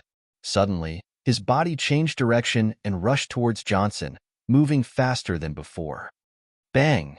Before Johnson could even think, he saw a white shadow rushing towards him and an overwhelming power slammed into his body. Kakaka! All of Johnson's bones broke instantly and blood poured from his mouth and eyes. He fell to the ground and moaned miserably. "You are Johnson, right? You certainly enjoyed it when you whipped me hard a few days ago." Standing beside Johnson, Shi Yin kicked on Johnson's chest again and again. He smirked. "Are you enjoying this now?" "Huh." Shi Yin continued to kick Johnson until a broken bone in his chest was forced into his heart, and he finally ceased to breathe. Brutal. Li Han was shocked. Though he wanted to go and kill Shi Yin, he worried about Mo Yinyu, so he could only hesitate and shout, unable to stop him. Mo Yinyu was horrified. Mo Yinyu said angrily after Shi Yin disappeared. "That guy is at least at the second sky of Nascent level.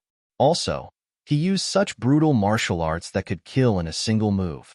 He moved so fast that I could hardly follow him. If I had moved, he would have come and attacked you. So I was afraid," Li Han said apologetically. Second sky of Nascent level. Mo Yinyu held her breath as fear could be seen in her eyes. She mumbled, "It's impossible. There was only a little profound chi in his body 2 months ago. He was merely at the first sky of elementary level." "What?" Li Han's whole body shook as he looked at her unbelievably. After a long time, he continued, "If that's true, Miss, in my humble opinion, you have caused a huge problem for the Mo family. Shi Yin moved quickly through the stone woods, not spending one more second than necessary in any area. He knew that Li Han was a human-level warrior, and since the blue smoke bomb of the Mo family was already in the sky, more people would gather there shortly. He had to escape as soon as possible to avoid any further trouble. Because of his cautiousness, he managed to escape from that dangerous region before Mo Chaoga and his people arrived. There didn't seem to be many warriors hiding in the stone woods. He didn't see anyone while he was fleeing, which confused him a little.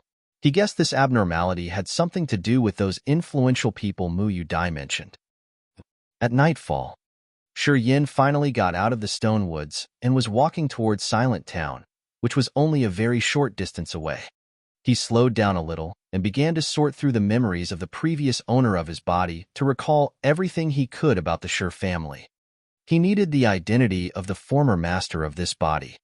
As one of the 5 biggest families in the Merchant Union, the Shi family was rich in all types of resources such as martial skills, a gravity field training room, rare Chinese medicines, and skillful warrior trainers. He needed to use these advantages to strengthen himself. He had decided when he was at the blood pool that he would go to the Shi family, and that's why he refused Mu Yu Dai's offer. The identity of his body was too special that it would cause a lot of trouble if he attached himself to another power. In addition, a new power wouldn't give him access to the best resources. But it would be totally different if he went to the Shi family. The previous master of his body was the young master of the Shi family. As long as he showed talent, the Shi family would cultivate him at any cost.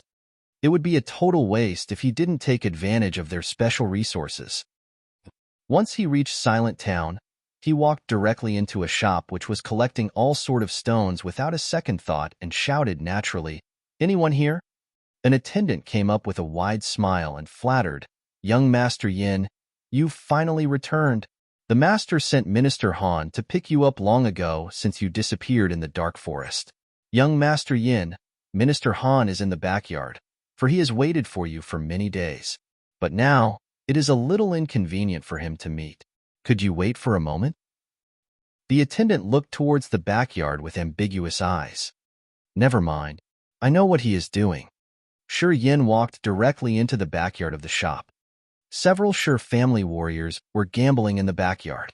At the sight of Shi Yin, they panicked and put the dices away embarrassingly, then greeted loudly, "Young Master Yin, please go on."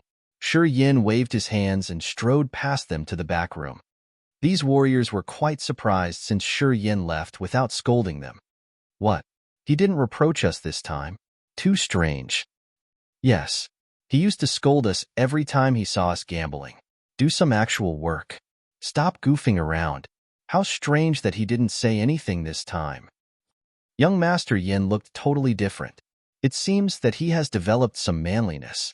Don't you think so? Well, yeah, you have a point. Shi Yin opened the door as he reached the back room and walked in directly. "Uncle Han, when did you arrive here?" Han Zhong was quite shocked. After dressing himself in a hurry, he smiled in embarrassment.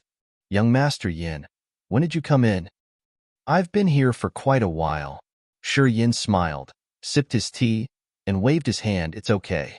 If you are not satisfied enough, you can keep going. Besides, I have the chance to learn something from you." "Kikik." Han Zhong coughed strongly for a while. "Satisfied? Satisfied? Well, Xiao Fengxian, you should go back to your business." "Okay, I will take my leave." That young woman dressed herself in bed and then stepped down with a red face.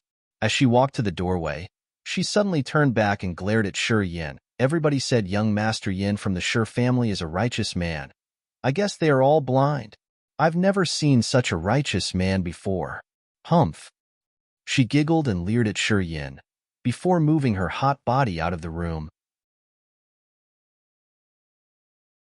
Chapter 45, The Change.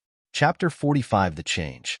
As soon as Xiao Fengxian left, Han Zhong became more relaxed right away.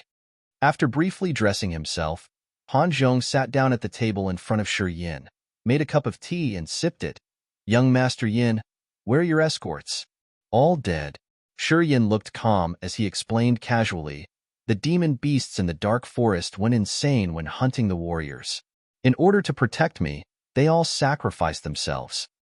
Han Zhong was rather shocked as he looked at Shi Yin in confusion. I was more or less aware of the situation. It's so lucky of you to have escaped from it. He had heard the news long ago that the Silver Thunder Wolf had gone on a rampage, so he planned to go back to Shi family in half a month since he assumed that he wouldn't be able to find Shi Yin alive. He couldn't believe that Shi Yin walked out of the dark forest unscathed. It was so intense in the dark forest that even experienced warriors had been killed. But Shi Yin, who was a nerd, had somehow managed to survive. This completely surprised Han Zhong. Han Zhong didn't really like the former master of Shi Yan's body. That guy didn't train in martial arts and was very old-fashioned. He loved to look into things that no one else in the Shi family liked. Han Zhong couldn't understand that. Now, if it weren't for Shi Jin's order and the fact that he happened to be in Silent Town, he wouldn't have been here waiting for Shi Yin. Yes, you certainly did have good luck. Shi Yin nodded as he smiled naturally, then he asked indifferently, Uncle Han, when are we returning home? It's up to you, young Master Yin. Actually, I'm desperate to leave, for I have something to report to the family head. I would have returned days ago if it weren't for you. Han Zhong paused and answered boldly. While he was talking, Han Zhong couldn't help but begin to examine Shi Yin. He didn't notice it at first, but after a careful examination, he realized something was different about him. Shi Yin was much skinnier than before, and his round face had become angular and more masculine. Sitting there naturally, Shi Yan's kept his back upright and his body was like a sharp sword which made him seem quite hard-edged. That wasn't the only change in his appearance. The former Shi Yin only lit up when he was researching historic relics. He was often listless on an average day. But now, the guy before Han Zhong had deep bright eyes and seemed to be deep in thought all the time, sending out the impression that he knew everything. Uncle Han, may I ask you something? Under Han Zhong's gaze, Shi Yin continued easily, It is surprisingly quiet in the stone woods these days. Do you know what's happening? Well, the Beiming family sent people there. It is said that they were meeting someone in the stone woods. Therefore the warriors who were wandering in the stone woods all left upon hearing that. The Beiming family. Who was in the lead? Shi Yin realized something. Beiming Su. Han Zhong began to curse after he answered Shi Yin. That guy is said to have reached disaster level half a year ago. Damn, he is only 27 years old. And he has twin martial spirits. Madness. I'm already 45, and still at the second sky of disaster level. It's unfair. 25 years old, first sky of disaster level, twin martial spirits. Shi Yin stiffened as he suddenly realized that Beiming Su was the person Mu Yu Dai had planned to introduce him to. That man has a rare talent and reached that level at such a young age. In addition, he came from the number 1 family in the merchant union, the Beiming family. No wonder Mu Yu Dai and Di Yalan chose him. Silently, Shi Yin smirked to himself and an icy glint could be seen in his eyes. 25 years old, disaster level, twin martial spirits, that's very unbelievable. Not exactly. He was someone who had reached the 3rd sky of nascent level from the 1st sky of elementary level in mere 2 months. Despite the petrification and immortal martial spirits, he also possessed another vicious and mysterious martial spirit. In comparison, he had much more potential than Beiming Su. Time. I only need some time to surpass Beiming Su. Shi Yin thought to himself. Young Master Yin, you've got profound qi in your body. Han Zhong's eyes lit up and he gazed at Shi Yin seriously. I can feel that there is profound qi flowing in your body, and it is incredibly dense. Young Master Yin, what on earth happened to you? Shi Yin took a deep breath, trying to suppress his indignation. Yes, I've got profound qi, so I'm a warrior now. Which level? Han Zhong couldn't wait. Nascent level? What? The Merchant Union. Tianyun City. The Shi family. The training field. The training field of Shi family extended tens of miles and was covered with ancient trees and odd rocks. There were also water pools, sand fields, earth fields, and wooden rooms within the training field. With complicated refuges and barriers everywhere, the members of Shi family were able to conduct live combat exercises. and they could also learn to adjust and fight in all sorts of topographies. At the time being, in the center of the training field, stood a huge, diamond-shaped testing jade. The third generation of Shi family were in a queue, walking towards the jade. They put their hand on the testing jade and sent out profound qi to test their level. Shi Tianluo, 21, the second sky of nascent level. Shi Tianxiao, 25, the first sky of nascent level. Shi Tianling, 27, the third sky of elementary level. Shi Tianke, 20, the second sky of nascent level. Shi Tianyun, 19, the third sky of nascent level. Han Feng, who was standing beside the testing jade with his eyes narrowed, yelled out after every young member finished his test. Every time Han Feng announced the result, the members of the first and second generations changed their expression accordingly, either happy or disappointed. Second brother, your Tianyun is really something. He managed to advance to a higher stage. Shi Kwa was a little angry as he grunted. Tianke has been too lazy recently. I have to do something. Third brother, Tianke trains really hard. I saw him training in the gravitational room at midnight. Don't pressure him too much, or it could go the opposite way. Shi Gang comforted him. Tianyun, work harder. Advance to human level as soon as possible. Shi Tai's sound was like a great bell as he said proudly. Shi Tai was Shi Jin's brother, and Shi Gang and Shi Kwa were his sons. Shi Tianyun was Shi Gang's son, and thus Shi Tai's grandson. Shi Tai was delighted as he saw that Shi Tianyun had advanced. The position of family head was decided by one's martial level. Many years ago Shi Tai lost to his brother, so he was rather unhappy and hoped that his grandson, Shi Tianyun, could transcend Shi Jin's grandson, Shi Tianxiao. The petrification martial spirit was very special and only went to the first two children of a couple. The third child would rarely have the chance to inherit it. That's why every small family of Shi would generally only have two children. Even the head of the Shi family, Shi Jian, only had two children, Shi Yang and Shi Qing. Shi Yang had a daughter, Shi Tianling, and a son, Shi Tianxiao. Shi Qing and Yang Hai only had one son, and that was Shi Yin. Thus, Shi Tianling, Shi Tianxiao, and Shi Yin were Shi Jin's grandchildren, while Shi Tianyun, Shi Tianluo, and Shi Tianke were Shi Tai's grandchildren. The members of Shi family all got along well with each other. They stuck together and worked hard to increase the influence of their family. But no matter how close they were, they still competed with each other. Such as Shi Tai, he always wanted to surpass Shi Jin through his grandson. As his sons, Shi Gang and Shi Kwa, were not comparable to Shi Jin's son, Shi Yang, he had given up passing his dream on to them.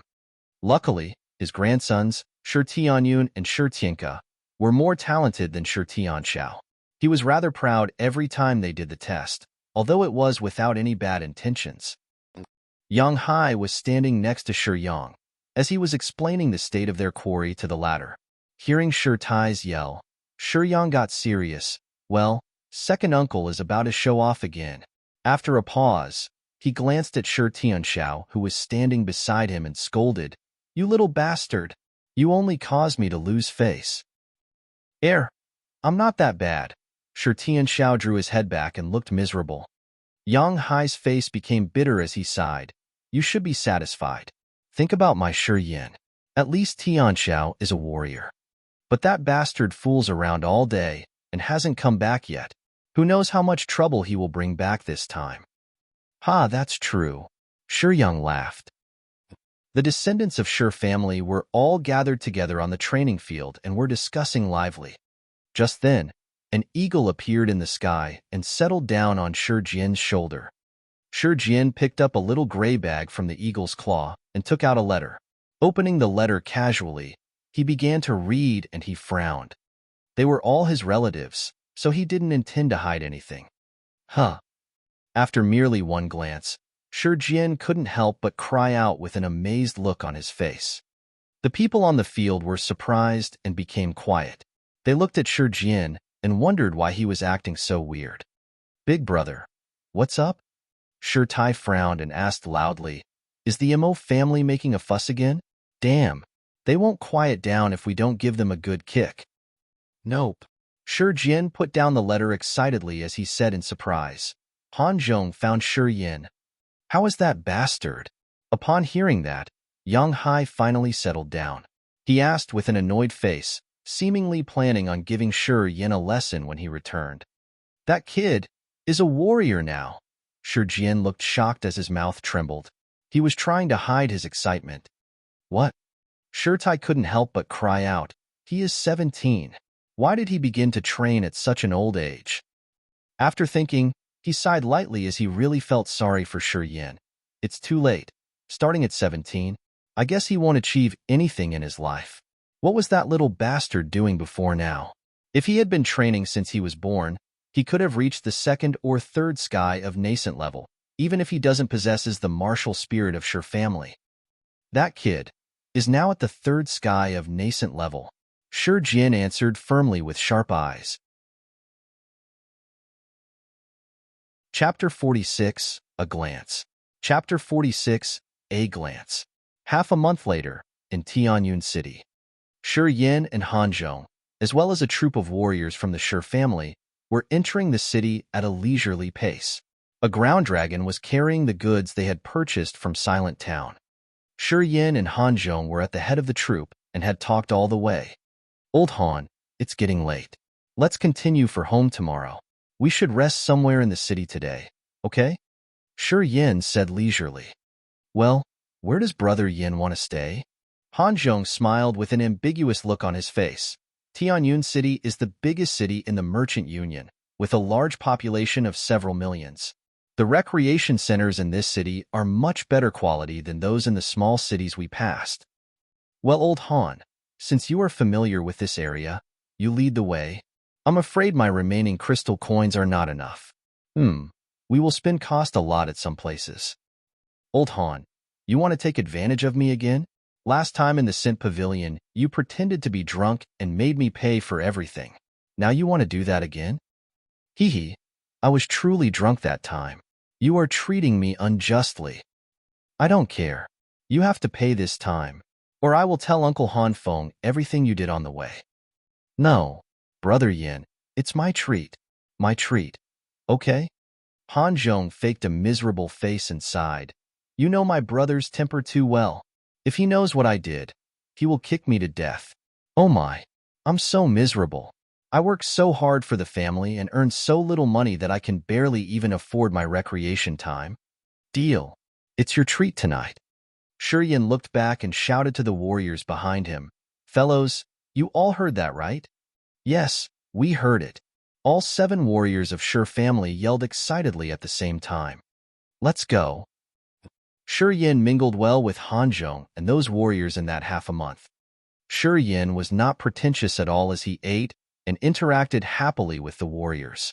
And he was very open when it came to women, for he never chickened out in brothels, sometimes being even more audacious and horny than Han Zhong once he met a lovely girl.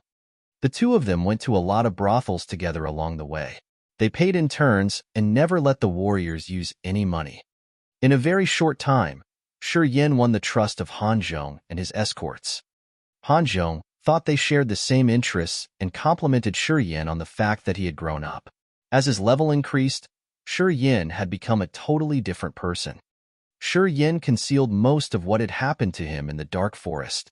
He told Han Zhong that he found a certain type of red fruit in the ancient cave he was studying. After eating 3 such fruits, he got profound qi and awoke the petrification martial spirit of Shi family. He didn't mention a word about the blood pool, the immortal martial spirit, or the mysterious martial spirit, nor the story between him and Mo Yinyu and Mu Yu Dai. Though Han Zhong was very surprised by Shi Yan's magical story, he didn't keep asking, but thought that Shi Yin was incredibly lucky to find that fruit which made him stronger. And during these days, Shi Yin learned all he could about the Shi family through Han Zhong. The former master of his body had left him many memories, though it was mostly about the historic relics and ancient language that he had studied. But Shi Yin couldn't recall many memories about the Shi family. Luckily, Han Zhong was not on guard against him. During their together time in brothels, Han Zhong had already told him all he wanted to know. After hanging out together several times, Han Zhong began to like this young master. So he told Shi Yin not only about the business and power distribution of Shi family, but also common sense about martial training, which Shi Yin wasn't aware of before. For example, when a warrior reached nirvana level, the conception sea would form in their mind, which could connect and combine the martial spirit magically with their profound chi to activate a secret skill and release an amazing power. Also, he told Shi Yin a lot about the features and weakness of all sorts of martial spirits, about the most powerful martial spirit in the Merchant Union, the Fire Empire and the God-Blessed Empire, and share weaknesses and disadvantages. Although Han Zhong was very lustful, he was quite diligent in training martial arts. Han Zhong possessed a lot of information about warriors, therefore, through him, Shi Yin gained a thorough and comprehensive understanding about warriors, as well as the differences among the levels below disaster level. Han Zhong was a disaster level warrior, so he couldn't tell Shi Yin much about the levels above it, but he told Shi Yin everything he knew about the lower levels. This information was exactly what Shi Yin needed most right now. The Dream Pavilion. Shi Yin and Han Zhong, along with 4 Shi family warriors, were drinking and having fun in a large room on the 3rd floor. In the center of the simple and unsophisticated room, on some soft carpet, stood a 1-meter-high square table, which was loaded with delicate food and drinks. Shi Yin and Han Zhong were sitting on the carpet with hot young girls in their arms, yelling and playing dice happily. "Old Han, drink," Shi Yin yelled. Han Zhong was downcast as he had lost numerous times. He drank up the wine in his cup at once and rubbed the girls in his arms' breasts. Then he raised the dice and grunted, "This hand's got some luck. This time I will definitely win. Ah, if that is luck. Both of my hands have it." Shi Yan's grin widened and he put both of his hands underneath the girl's coat. "Qiu Xiang, you really got big things here, say. I will always be bigger than him." Qiu Xiang had delicate white skin and plump breasts. Her watery eyes were filled with shyness. "Young Master Yin, you are so bad. Why do you tease me all the time?" "You can tease me too." Shi Yin smiled, drank his strong drink, and urged, "Old Han, what are you waiting for? Cast the dice." Yin Kuei and Jiushan are nearby. Too much Yin Qi is coming forth. I can feel it clearly. Han Zhong frowned, released the girl in his arms, and quietly walked to the window. He opened the window and looked out of it with the help of the light of a big red lantern. Sure enough, there is Beiming Su. Yin Kuei and Jiushan never leave his side. Wherever Yin Kuei and Jiushan are, you will find Beiming Su. As Han Zhong mentioned Beiming Su, Shi Yin suddenly remembered Mu Yu Dai and Diyalan. After a little hesitation, he too walked to the window and opened it a little wider, coldly gazing at the troop on the street. This troop consisted of around 30 people. Beiming Su was riding on his snow-white Ling Xiao horse at the head of the troop. Smiling lightly, he was talking to someone in the sedan on a ground dragon beside him. As the curtain on the sedan fluttered in the wind, Mu Yu Dai's fairy-like face could be seen. Diyalan was riding a war horse with black armor on it, her hot body moving up and down with the pace of the war horse. She looked in low spirits and a slight, sorrowful frown could be seen between her eyebrows. She barely smiled when Beiming Su talked to her, not showing too much interest. The 2 old men, who were sending out heavy Yin Qi, were both riding black-armored war horses behind Beiming Su silently. Shi Yin opened the window a little more. When he looked at the troop who were still dozens of meters away, the 2 old men seemed to notice as they looked in his direction immediately. Shi Yin felt 2 streams of cold Yin Qi gush out of their eyes from so far away, making him shudder with fear. The 2 old men seemed to know Han Zhong, as when they came near the window and saw him, their cold air decreased. Under the 2 men's gaze, Han Zhong became a totally different person. Instead of behaving in a noisy, flamboyant, and boisterous manner, he looked rigid as he gave a salute to them, holding his fists in front of his chest. The 2 old men nodded and didn't look at Han Zhong anymore. They turned back and narrowed their eyes, focusing again towards Beiming Su's back. The troop from the Beiming family didn't stop, but continued their leisurely steps along the street. There were several warriors who were out seeking fun on the narrow street. They stepped to the side of the road in respect when they saw the Beiming troop. A small path was thus suddenly formed in the middle of the crowded street for the Beiming troops to move by smoothly. Chapter 47, Tianyun City. Chapter 47, Tianyun City. In that simple room, Shi Yin looked lost. He stood stunned at the window for quite a while before closing the window. Going back to his seat, he was in rather low spirits. He merely focused on drinking and didn't put his hands on the girls anymore. Young Master Yin, was that the Beiming family troop? Carl, a sure family warrior, asked him casually. Yes. Shi Yin answered bluntly and kept drinking. Standing by the window, Shi Zhong looked at Shi Yin, frowning with an odd look in his eyes. After some hesitation, he asked, Brother Yin, the woman on the war horse, do you know her? Shi Yin nodded and finished the wine in his cup. Yes, we walked out of the dark forest together. As you heard, the demon beasts were everywhere. It was better to be accompanied than be alone. Han Zhong was an experienced man. Seeing Shi Yin's apathetic response, he blinked his eyes and assumed that something must have happened between Shi Yin and Diyalan. Moving near Shi Yin, Han Zhong waved his hand to the girl next to him. Leave us alone. We need to talk. The foxy girl stood up smiling and quickly left the room. When there were only the warriors left in the room, Han Zhong said, Brother Yin, I don't know who that woman is, but it seems that Beiming Su is quite into her. If she accepts Beiming Su as well, you should forget her. Han Zhong is right. There are so many women in the world. It's unwise to offend Beiming Su for a woman. The Beiming family is the #1 family in the Merchant Union, and they are too influential. Beiming Su is Beiming Shang's beloved son. It's unwise to offend him. Carl reminded Shi Yin earnestly. Carl, who was at the second sky of Nascent level, was the leader of the warriors. He tried to comfort Shi Yin as the latter had left a very good impression. Old Han, who were those two old men? Shi Yin didn't reply to Carl's statement, but looked to Han Zhong. In Kuei and Jushan have the same teacher, and they are at the first sky of Nirvana level now, but no one knows where they came from. They used to serve the family head of Beiming family, Beiming Shang. After Beiming Su was born, and considering how he possesses twin martial spirits and agile movements, Beiming Shang assigned them to protect Beiming Su. The first sky of Nirvana level. Shi Yin was astounded.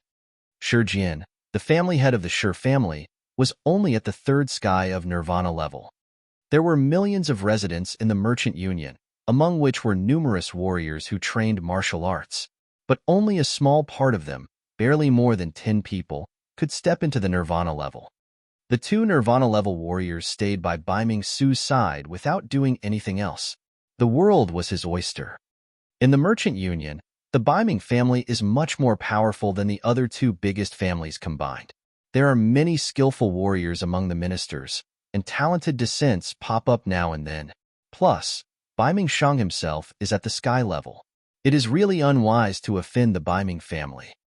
Seeing that Shi Yin wasn't responding, Han Zhong hastily explained in case Shi Yin acted abruptly. Okay, got it. After being silent for a while, Shi Yin nodded. His expression turned back to normal as he smiled to Han Zhong. Don't worry about me, old Han. I know what to do and when to endure. That's good for you, Han Zhong said, feeling relieved. Let the girls in again? No, not interested. Let's drink. Great. Let's drink. Come on. The Merchant Union was a very special country which was co-governed by the big families, warriors, mercenaries, merchants, and all sorts of NGOs. There were no formal army, no officers, and no governmental structure. Instead, there were many big families, hundreds of mercenary unions, tens of thousands of merchants, vagrants, and civilians who hated wars. The Merchant Union never got involved in the wars between the Fire Empire and the God-blessed Empire, therefore it was a peaceful country. However, once it was invaded, all the forces in the Merchant Union would unite to fight against the enemy. Over the history of the Merchant Union, the Fire Empire and the God-blessed Empire had both attempted to invade it for its wealth, but they were smashed every time by the united army of the big families and mercenary unions in the Merchant Union. On average days, there were no governors in the Merchant Union, but once it was in danger, its people would fight together to drive back their mutual enemy. Those big families, hundreds of mercenary unions and wealthy merchants could form an extremely powerful force which could defeat the God-blessed empire and the Fire Empire easily. It's lucky that the forces in the merchant union only came together when the country was in danger, or it could swallow any other country at any time. The merchant union was in a crucial position. The dark forest was to its south, the dead swamp to its north, continuous cloud mountain to its west, and the enormous endless sea to its east. No matter if it was the dead swamp, the cloud mountain, or the islands in the endless sea, there hid all kinds of abundant resources, such as minerals and magical medicines. As a big trading nation, the merchant union took advantage of its geographical location. However, despite the exuberant resources in the dead swamp, the cloud mountain, and the endless sea, there was also incredible danger. Demon beasts, poisonous fog, miasma, hideous tribes, and disasters. That's why one needed to be very capable to travel in these areas. Luckily, the merchant union never lacked skillful mercenary unions and warriors. There were 17 cities in the merchant union, and the Tianyun city was the biggest among them. Tianyun city was located in the center of the merchant union, with 8 small cities around it. It covered a large area which almost equaled the 8 small cities combined, as did its population. Therefore, Tianyun city was like the capital city of the merchant union, which was the main territory of those biggest families. The Shi family was amongst them. Though they had properties and gardens in every main city, the Shi family was rooted in Tianyun city. The Shi family was located in the northern part of Tianyun city. It covered 100 miles and had thousands of buildings in it. Artificial lakes, rockeries, gardens, and brooks were everywhere. The Shi family descendants lived in the serene back garden, where there was an artificial lake in the middle, with beautiful pavilions surrounding it. Behind the pavilions were the training fields, gravitational rooms, and suffering palaces. There were not many direct Shi descendants, but its branches and ministers could easily reach 100. Considering those servants and escorts, there were almost 1,000 people in Shi family. Early every morning, the Shi family members, ministers, and warriors would train hard within the training grounds. On that day, just as the rooster crowed and the sky began to turn bright, many warriors had already gotten up and started to train. Shi Jian walked out of the rock room and shouted below into Yang Hai's pavilion. Then they walked toward the gate together. During their walk to the gate, the warriors bowed to them. Shi Jian nodded indifferently without slowing his steps. A short time after they reached the gate, Han Feng appeared behind them. He began to observe the corridor out the gate as he stood next to Shi Jian silently. According to Han Zhong's message, they should have arrived home last night. Since they didn't, they must arrive today. Shi Jian frowned and mumbled, "I waited till dawn to see if that boy has really reached the 3rd sky of Nascent level. But that bastard didn't come home. Maybe they were held up by something on the road." Though Yang Hai was cursing in his mind that Shi Yin was too impolite, he still explained for him. "Damn it. Is it possible that Han Zhong sent the wrong message?" Shi Jian looked back to Han Feng in confusion. "I have met someone whose martial spirit awoke as a teenager, so I'm not skeptical about that. However, that kid has never trained in martial arts before turning 17. But now he is suddenly at the 3rd sky of Nascent level. That is just unbelievable. I have been pondering upon it for several nights, but I still can't figure it out. What do you think?" Han Feng pouted, narrowed his eyes, and said, "Though Han Zhong is not a serious man most of the time, he is quite cautious on major things, so I don't think he would dare to lie about this. I can't explain it either, but I think it might be true." "Well, I can only hope so. That bastard has let me down these past 17 years. I hope this time he will be different." Many warriors came out after them in curiosity after they had breakfast, as they heard that the family head was waiting at the gate. They gathered together and were discussing boisterously. No one knew who was coming. The most likely people were those of the Beiming family or Zuo family, or Shi Jian wouldn't be there. Yet, after a long time, no one showed up. The warriors turned impatient and began to curse amongst themselves at the arrogant person who had made Shi Jian wait for so long. As the sun rose higher and higher, they still saw nothing. Shi Jian was becoming worried as well, as he said to Yang Hai next to him, It's been so long. What happened? Yang Hai shook his head with a bitter smile, implying he didn't know either, while he sighed secretly to himself. Though Shi Jin mentioned Shi Yin now and then, he never really cared for him. He remembered Shi Yin only after Yang Hai's reminder that Shi Yin had disappeared in the dark forest. Upon hearing Shi Yin had reached the third sky of Nascent level, Shi Jin asked about him every day, and even came out early and waited for him. Shi Jin's attitude switched too much, which made Yang Hai a little uncomfortable. Hours later, it was approaching noon as the sun was directly above them in the sky. A fat ground dragon slowly appeared from the corridor. Two persons were leisurely leading while chatting happily. They were Shi Yin and Han Zhong. Chapter 48, The Test. Chapter 48, The Test. At the gate of Shi family. Shi Jin, Han Feng, and Yang Hai all saw Shi Yin in front of the ground dragon at the same time. Yang Hai took a quick glance at Shi Yin and frowned, thinking to himself that the boy must have suffered a lot, as he had become much skinnier. However, Shi Jin and Han Feng's eyes brightened soon after they saw Shi Yin. They were totally surprised. Yang Hai didn't train martial arts, so he didn't know that one getting skinnier didn't necessarily imply weakness. Sometimes there was much more explosiveness hidden in a skinny body than in a robust one. However, Shi Jin and Han Feng were both experts, therefore they realized just from a glance that Shi Yin had become much stronger, and was even stronger than those third-generation descents who had trained hard for more than 10 years. They looked at each other and were amazed. They couldn't understand what had happened to Shi Yin in the past half a year that could have changed his bone structure. A few minutes later, the troop, including Shi Yin and Han Zhong, arrived at the gate. "Hi, Big Grandpa, Uncle Han, Father." Shi Yin walked up to the gate with steady steps and greeted them. Han Zhong came over as well, greeting Shi Jin and Han Feng, and nodded at Yang Hai. Then he stood silently beside Shi Yin. Shi Jin and Han Feng's bright eyes moved over Shi Yin's body.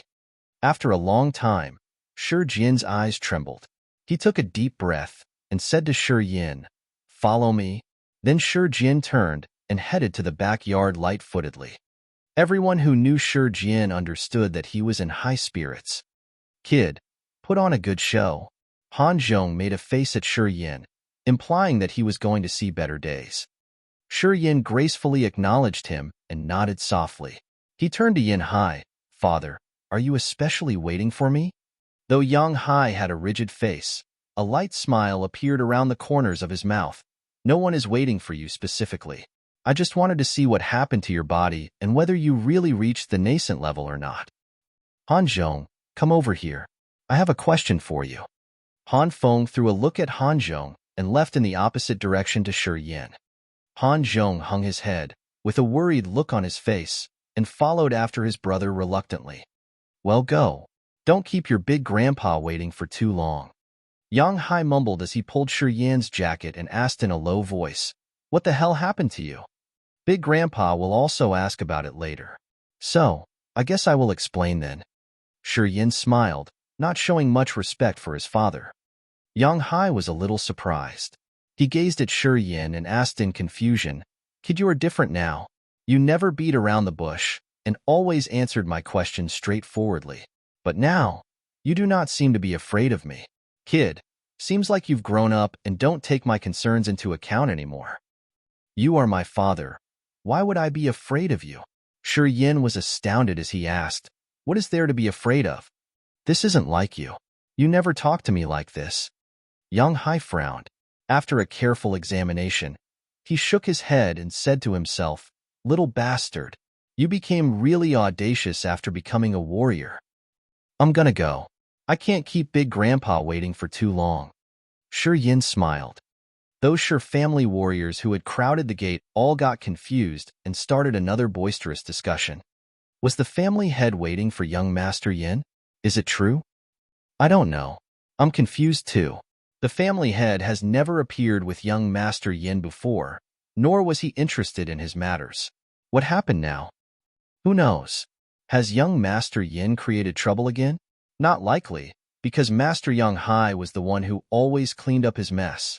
Although young Master Yin makes trouble in the merchant union now and then, It was not to the extent that the family head had to solve it. Maybe young Master Yin got into huge trouble this time. Who knows? Stop your idle talk. You'd better be respectful to young Master Yin from now on. He is not the book nerd you knew anymore. Don't blame me once you offend him and kick up a breeze. Carl was making arrangements for the ground dragon and couldn't help but yell when he saw that people were still gossiping. Carl, what's up? You came back with young Master Yin. Do you know the details? Asked a warrior who was familiar with Carl. You will know it in no time. Carl smiled proudly. Young Master Yin will definitely surprise you guys. What is it? What on earth happened? Their curiosity was even stronger as they circled Carl and couldn't stop asking. Not now, but I guess that you will know soon enough. Without giving them an exact answer, Carl squeezed his way out of the crowd and left with the troop of warriors. In the backyard of Zuo Family, at the center of the huge training field, the diamond-shaped test jade was glinting in the sunshine as if it was a small sun. Shi Jian was standing beside the testing jade. As Shi Yin and Yang Hai came over, he patted the jade and suddenly, a ball of light flew into the jade from his hand. The dazzling testing jade dimmed at once and returned to its original color. Inject your profound qi into the testing jade, Shi Jian announced with firm eyes. Shi Yin confidently walked up to the testing jade, stretched out his hand, and pressed on the jade. He operated his profound qi and injected it into the testing jade. Complex patterns showed up on the silver testing jade and a vague orange light shone from it. Gradually the light got brighter and the color deeper. Okay now. Shi Jian's mouth trembled as he focused his eyes on Shi Yin. I heard that the martial spirit of Zuo Family also awakened in your body, did it? Yes. Show me. Okay. Shi Yin stretched out the other hand and rolled up his sleeve. As he operated the martial spirit according to his will, his arm gradually petrified and became dark brown. Dark brown. Shi Jian and Yang Hai cried out at the same time with great amazement on their faces, while gazing at Shi Yan's brown arm in astonishment. Is it because of the light? Yang Hai blinked his eyes and rubbed them, then looked directly into the sun, and mumbled, Am I dazzled? Upon hearing that, Shi Jian also got confused. He grabbed Shi Yan's arm and demanded, Come up here. Go into the shadow of that rock so the color can be seen clearly. Shi Yin didn't attempt to refuse and peacefully walked after him to the backside of the rock. It is dark brown. Shi Jian shouted loudly, and his breathing got heavier. His bright eyes stared at Shi Yin as he asked in a dignified tone, Little bastard, what the hell has happened to you? Why? Why is your martial spirit dark brown? Is it at the second stage of petrification? Absolutely. It is at the second stage.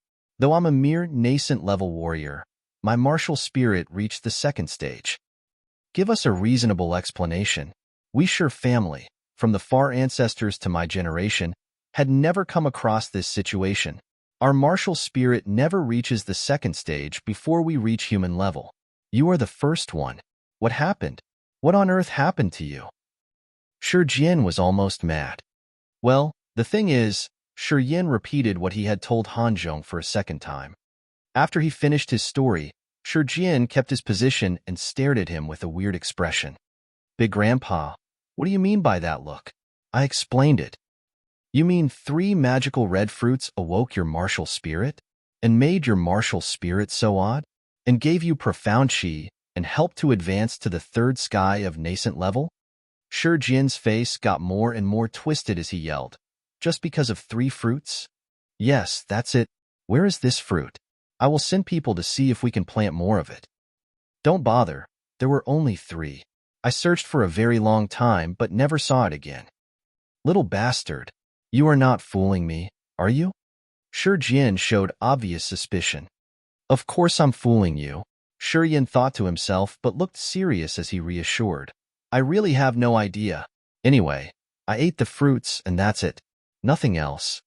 Even I don't know the reason why my martial spirit is different from others.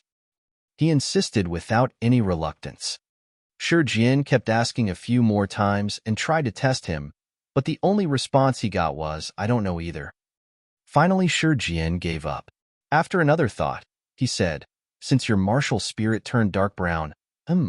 Well, has the feature of the martial spirit changed? I mean, did it merely change its color but still kept the intensity of the first stage? If my sense is accurate, it is the second stage. I will try.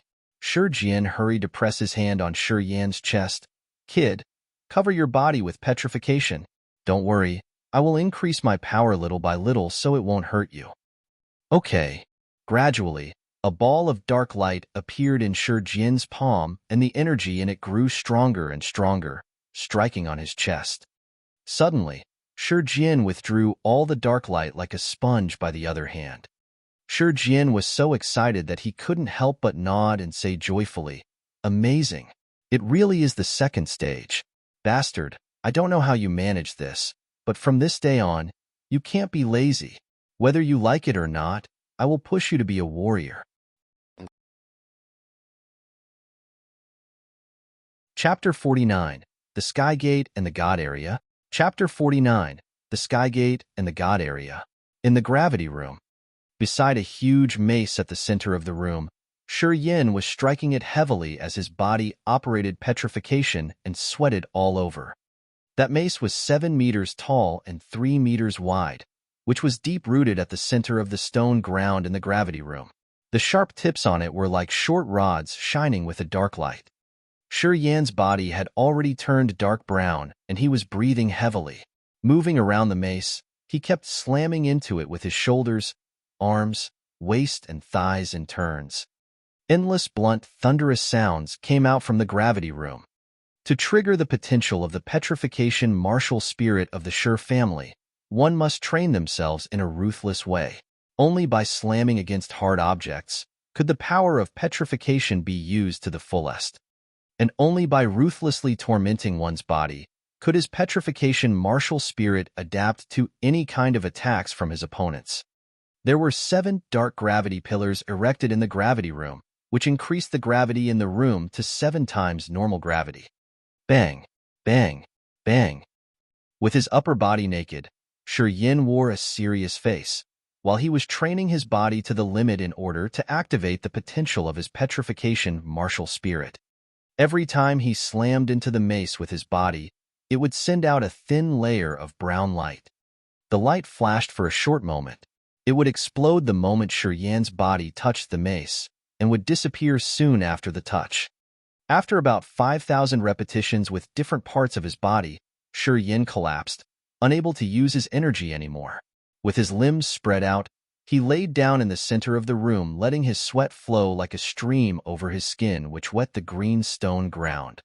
It had been half a month. In the past half a month, Shi Yin ate and slept in the gravity room. He never left the room, even to go to the restroom. That was Shi Jian's plan. As soon as Shi Jian found out that Shi Yan's martial spirit had reached the second stage, he made Shi Yin stop his other training and focus on refining his body. Shi Jian meant to trigger the entire potential of Shi Yan's second stage petrification martial spirit at the fastest speed, and to strengthen his body structure to the extent that it could bear the attacks from a human-level warrior. During the past half-month, Shi Jian, Han Feng, Yang Hai, and other elders came to watch him now and then.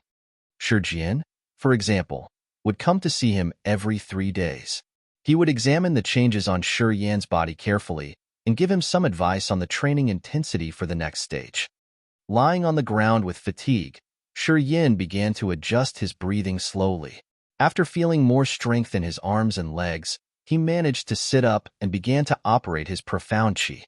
Though he was exhausted, his profound qi circulated even faster than before. During this process, Shi Yin closed his eyes and tried to calm his heart, clear his mind. Every time he went to this state, he found that his blood, flesh, cells, and bones were all nourishing his body in a way he couldn't understand. His broken body would soon recover from his extreme fatigue and gain strength. This was the self-recovery of the immortal martial spirit.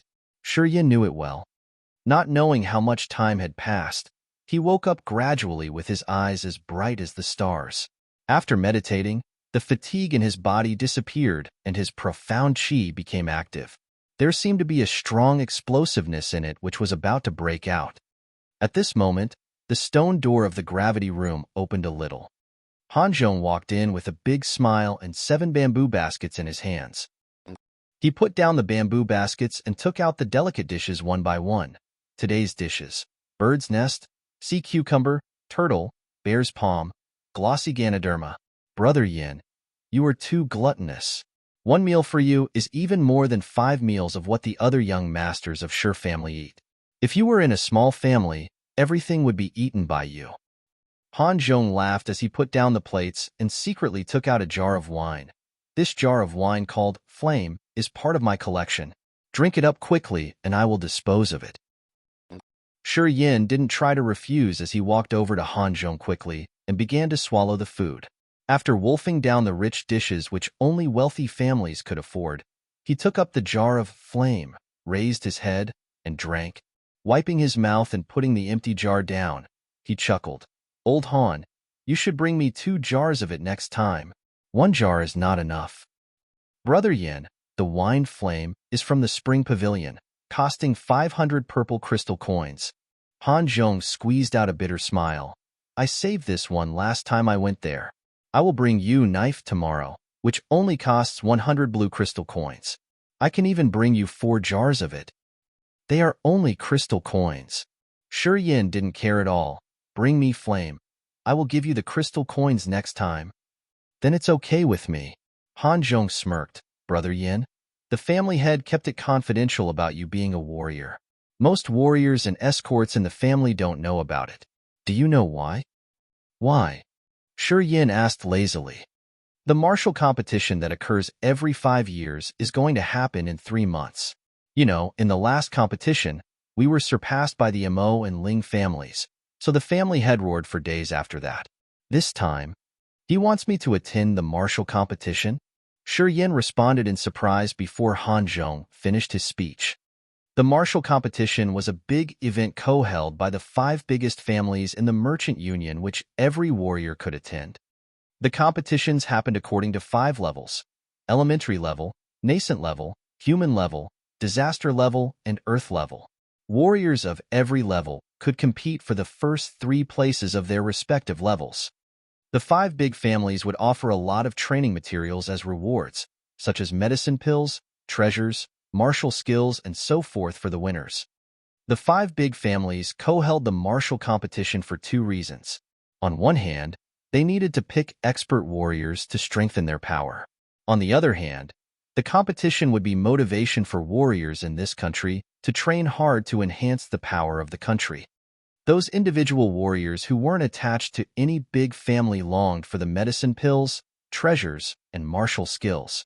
Some of them were also looking for an opportunity to attach themselves to a big family. Therefore, every martial competition would attract thousands of warriors and would be very energetic. Apart from those individual warriors, the 5 big families would send out their descendants to compete in the competition.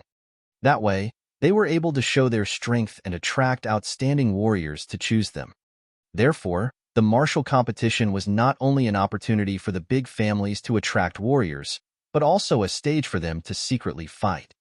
Thus, both the warriors and mercenaries in this country and the 5 big families attached great importance to the martial competition.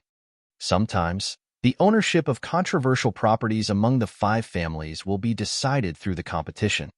For example, in the last competition, the Zuo family and the Mo family staked the ownership of 3 mines. Unfortunately, in the battles among the 3rd descendants, except Shi Tianyun, the other Zuo family descendants, Shi Tianluo and Shi Tianka, were beaten by the Mo family descendants.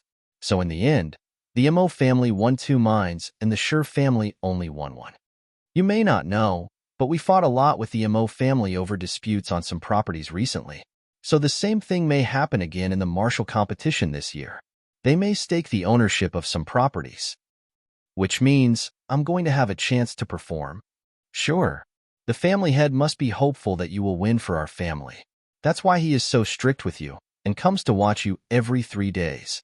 You don't know how busy he is recently, but he still makes time to check on you, which shows how much he cares about you. Okay, I got it. In the rock room, sitting upright on a huge rock, Shi Yan's bright eyes had a serious look in them, seeming to be in deep thought. On the auction in the misty pavilion, There was a fragment picture of the Skygate. Han Feng was reporting the latest news to Shi Jian, who was standing next to him. The Skygate was a magical portal leading to the God area, a mysterious space. The God area may exist in the Grace Mainland, or may not. It was an independent space. No one knew how the God area was formed, or its structure, or where would it appear. Only through the Skygate could one enter the God area.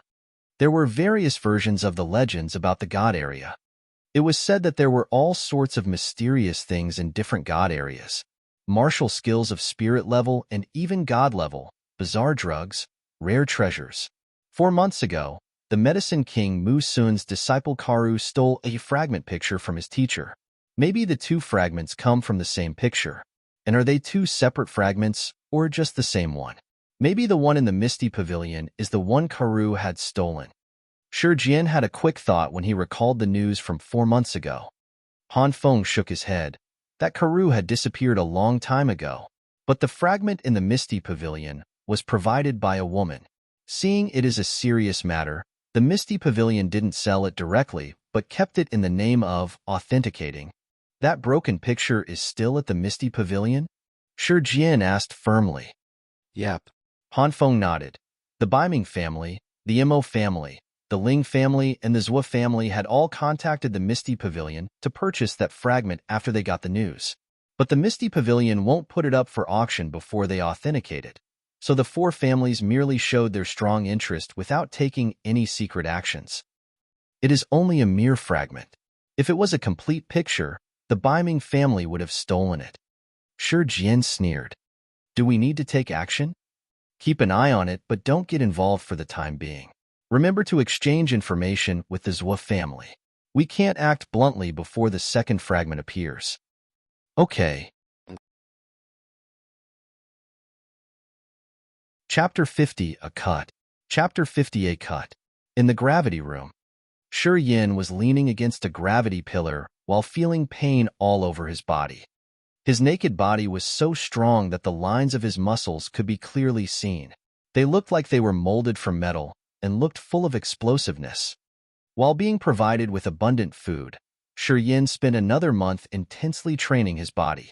During this time, he had not only gotten stronger, but he had also become taller. Abruptly, the door was pushed open. Shi Jian, Han Feng, and Yang Hai showed up at the door. Shi Jian's torch-like eyes glanced at Shi Yin from afar before nodding. It seems you haven't been idle. Of course. Shi Yin answered whilst exhausted and didn't change his position. I guess I have refined my body enough. I need to choose a martial skill to train with. Well, you are not the one to decide that. Shi Jian swaggered up to him and said with a rigid face, Give me one of your hands. Shi Yin stretched out his left hand in response and focused. Immediately, his left arm petrified into a dark brown color. Under scrutiny, wisps of shining dark light could be seen on the surface of his arm, forming what looked like a thin, transparent layer covering his arms. Wow! Shi Jian exclaimed with excitement and observed happily, Ha! You really are something. There turns out to be dark light. You trained really hard. So great. Great. Yang Hai was delighted as he walked up as well. Stepfather, is this state equivalent to the human level? Years ago, when Qing reached the 3rd sky of human level, her skin also sent out dark light after petrification. Is this the same thing? Yes. Shi Jian nodded calmly with a little muscular spasm in the corner of his mouth. The kid is really promising. He improved so much in a mere half a month. This is amazing. Although Shi Jian didn't want to make Shi Yin overly prideful, he couldn't help but praise him with a surprised face. Kid, how on earth did you manage that? I trained how you told me to. I kept at it. And this is the result. Shi Yin shrugged indifferently. How long do you train for each day? Even Han Feng, who was rarely talkative, couldn't help but ask. About 15 hours. 15 hours. Han Feng and Shi Jian cried out at the same time. They looked at each other and found astonishment in each other's eyes. It's impossible. You bastard. You must be fooling us.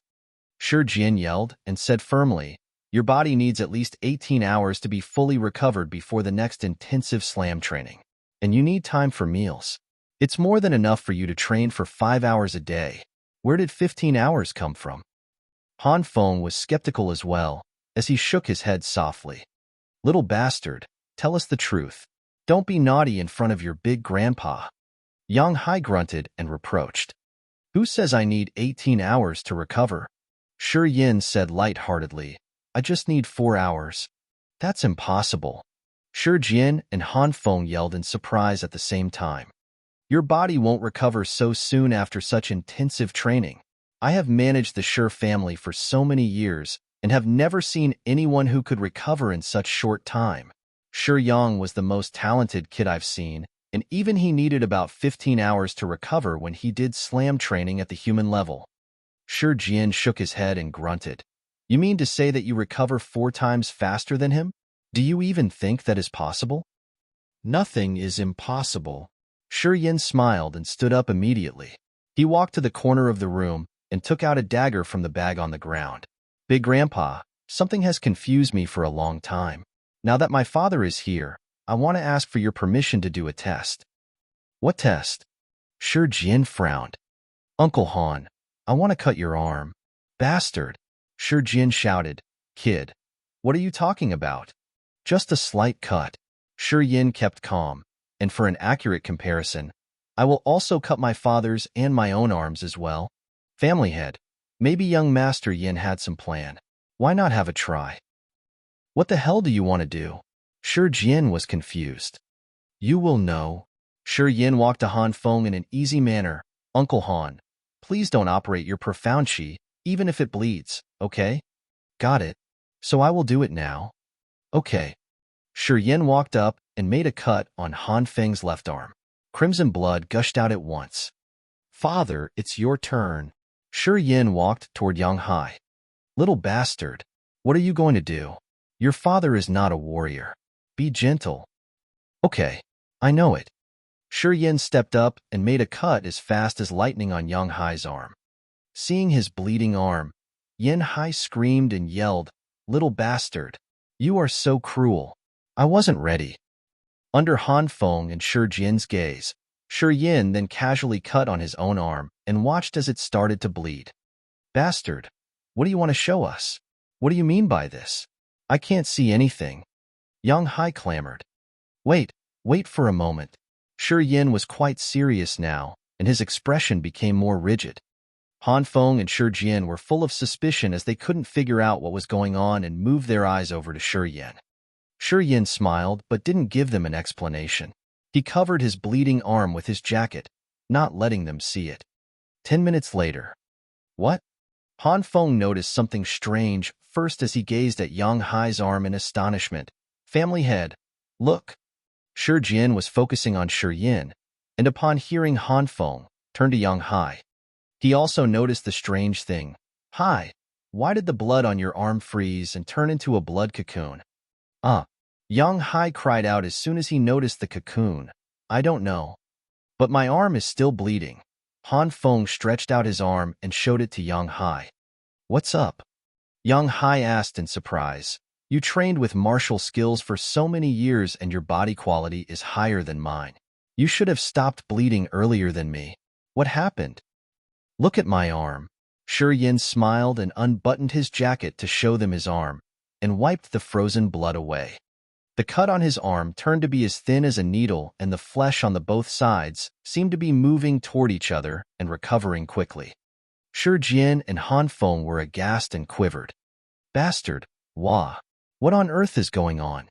Shi Jian asked after a long astonishment. This is a type of martial spirit. My father possesses it as well, but he doesn't train in martial arts and hasn't been severely hurt before, so he never noticed it. Shi Yin spilled out this secret calmly.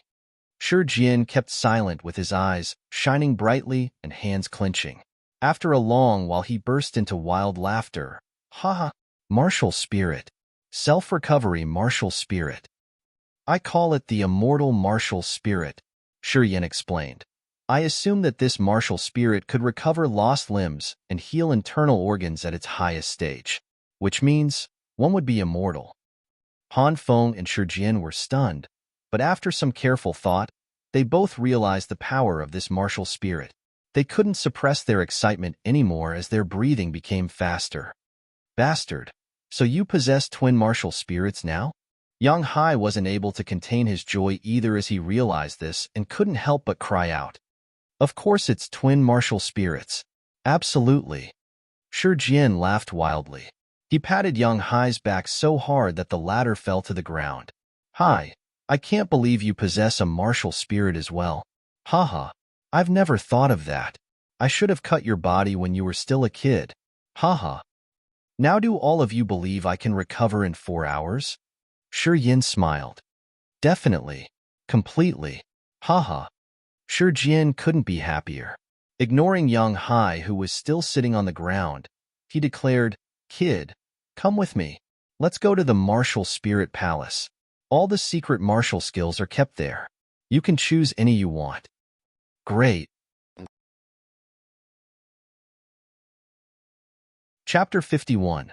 The Martial Spirit Palace. Chapter 51. The Martial Spirit Palace. There were 5 floors in the Martial Spirit Palace of the Shi family. Every floor was named after the cultivation levels, and each floor held the martial skill books corresponding to that cultivation level. On the first and the second floor were martial skills of the mortal level.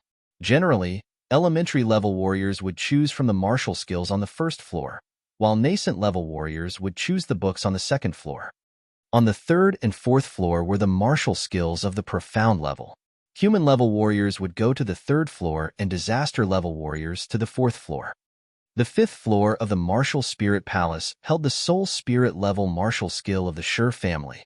But this floor was exclusively for the family head, Shi Jian, who occasionally went up there.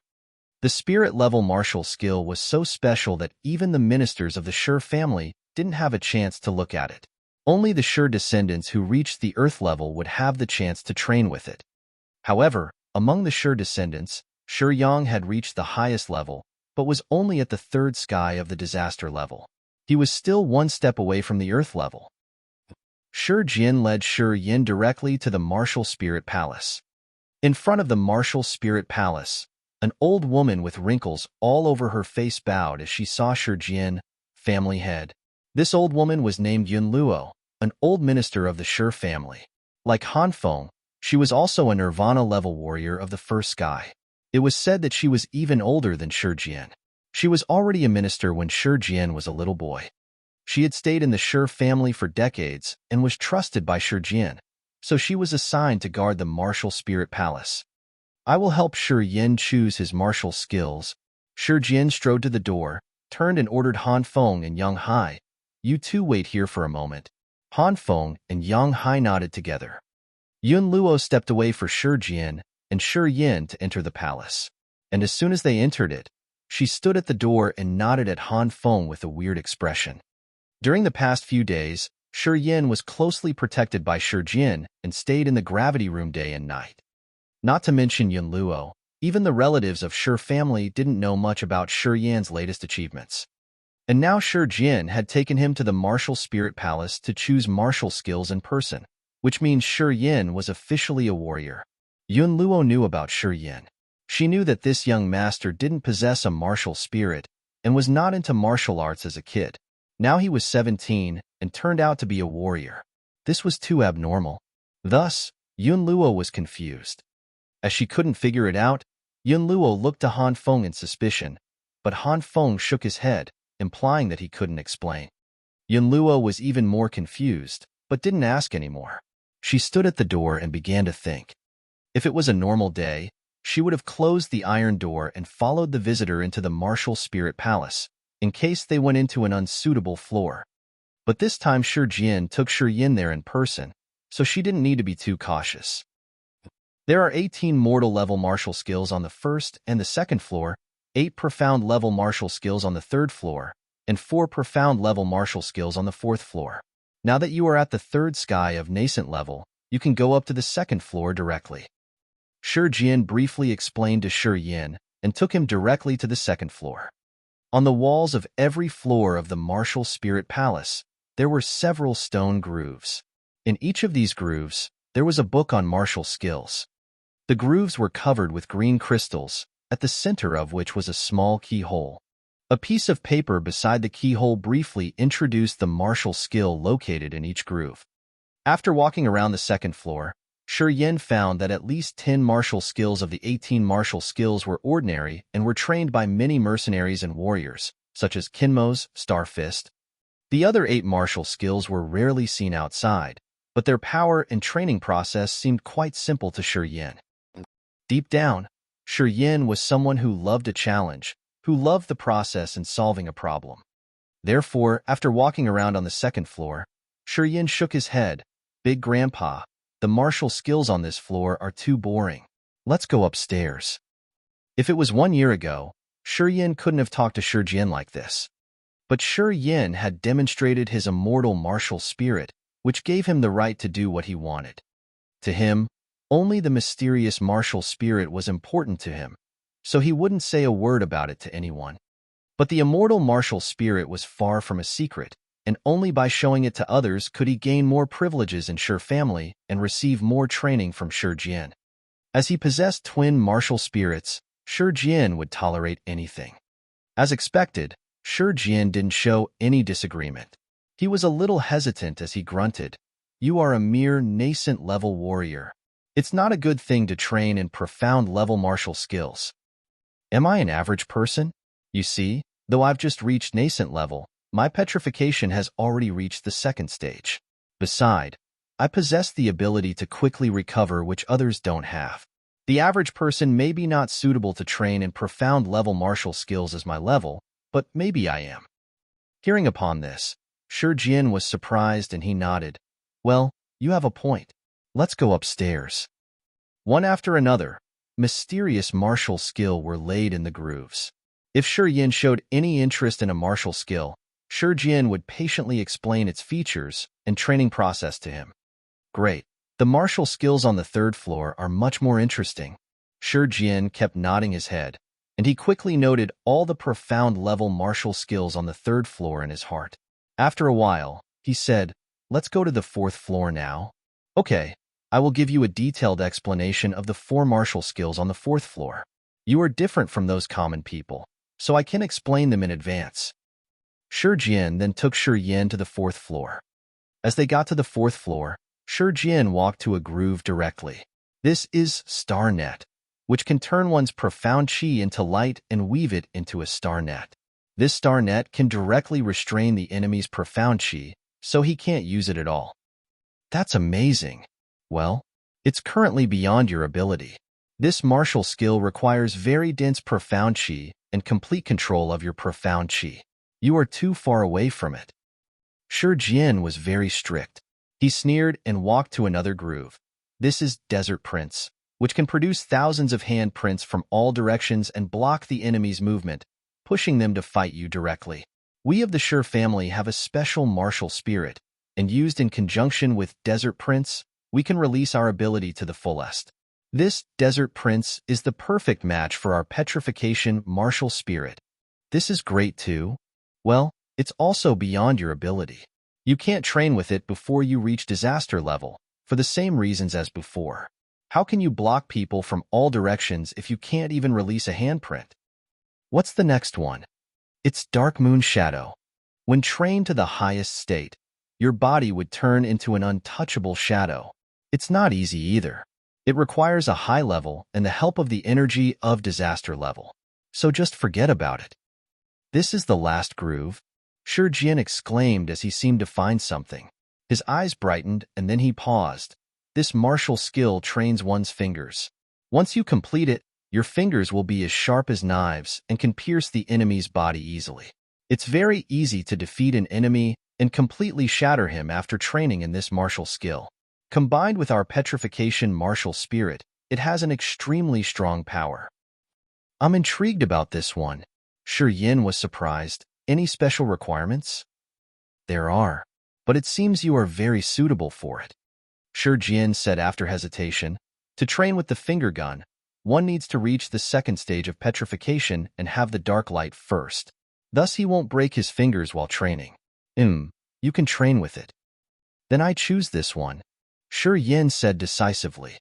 Jin gazed at Yin with a weird look and sank in deep thought.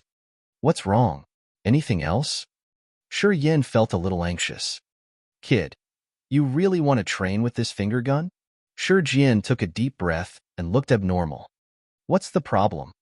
You can train with it at a very fast speed, and your immortal martial spirit would be used to its fullest.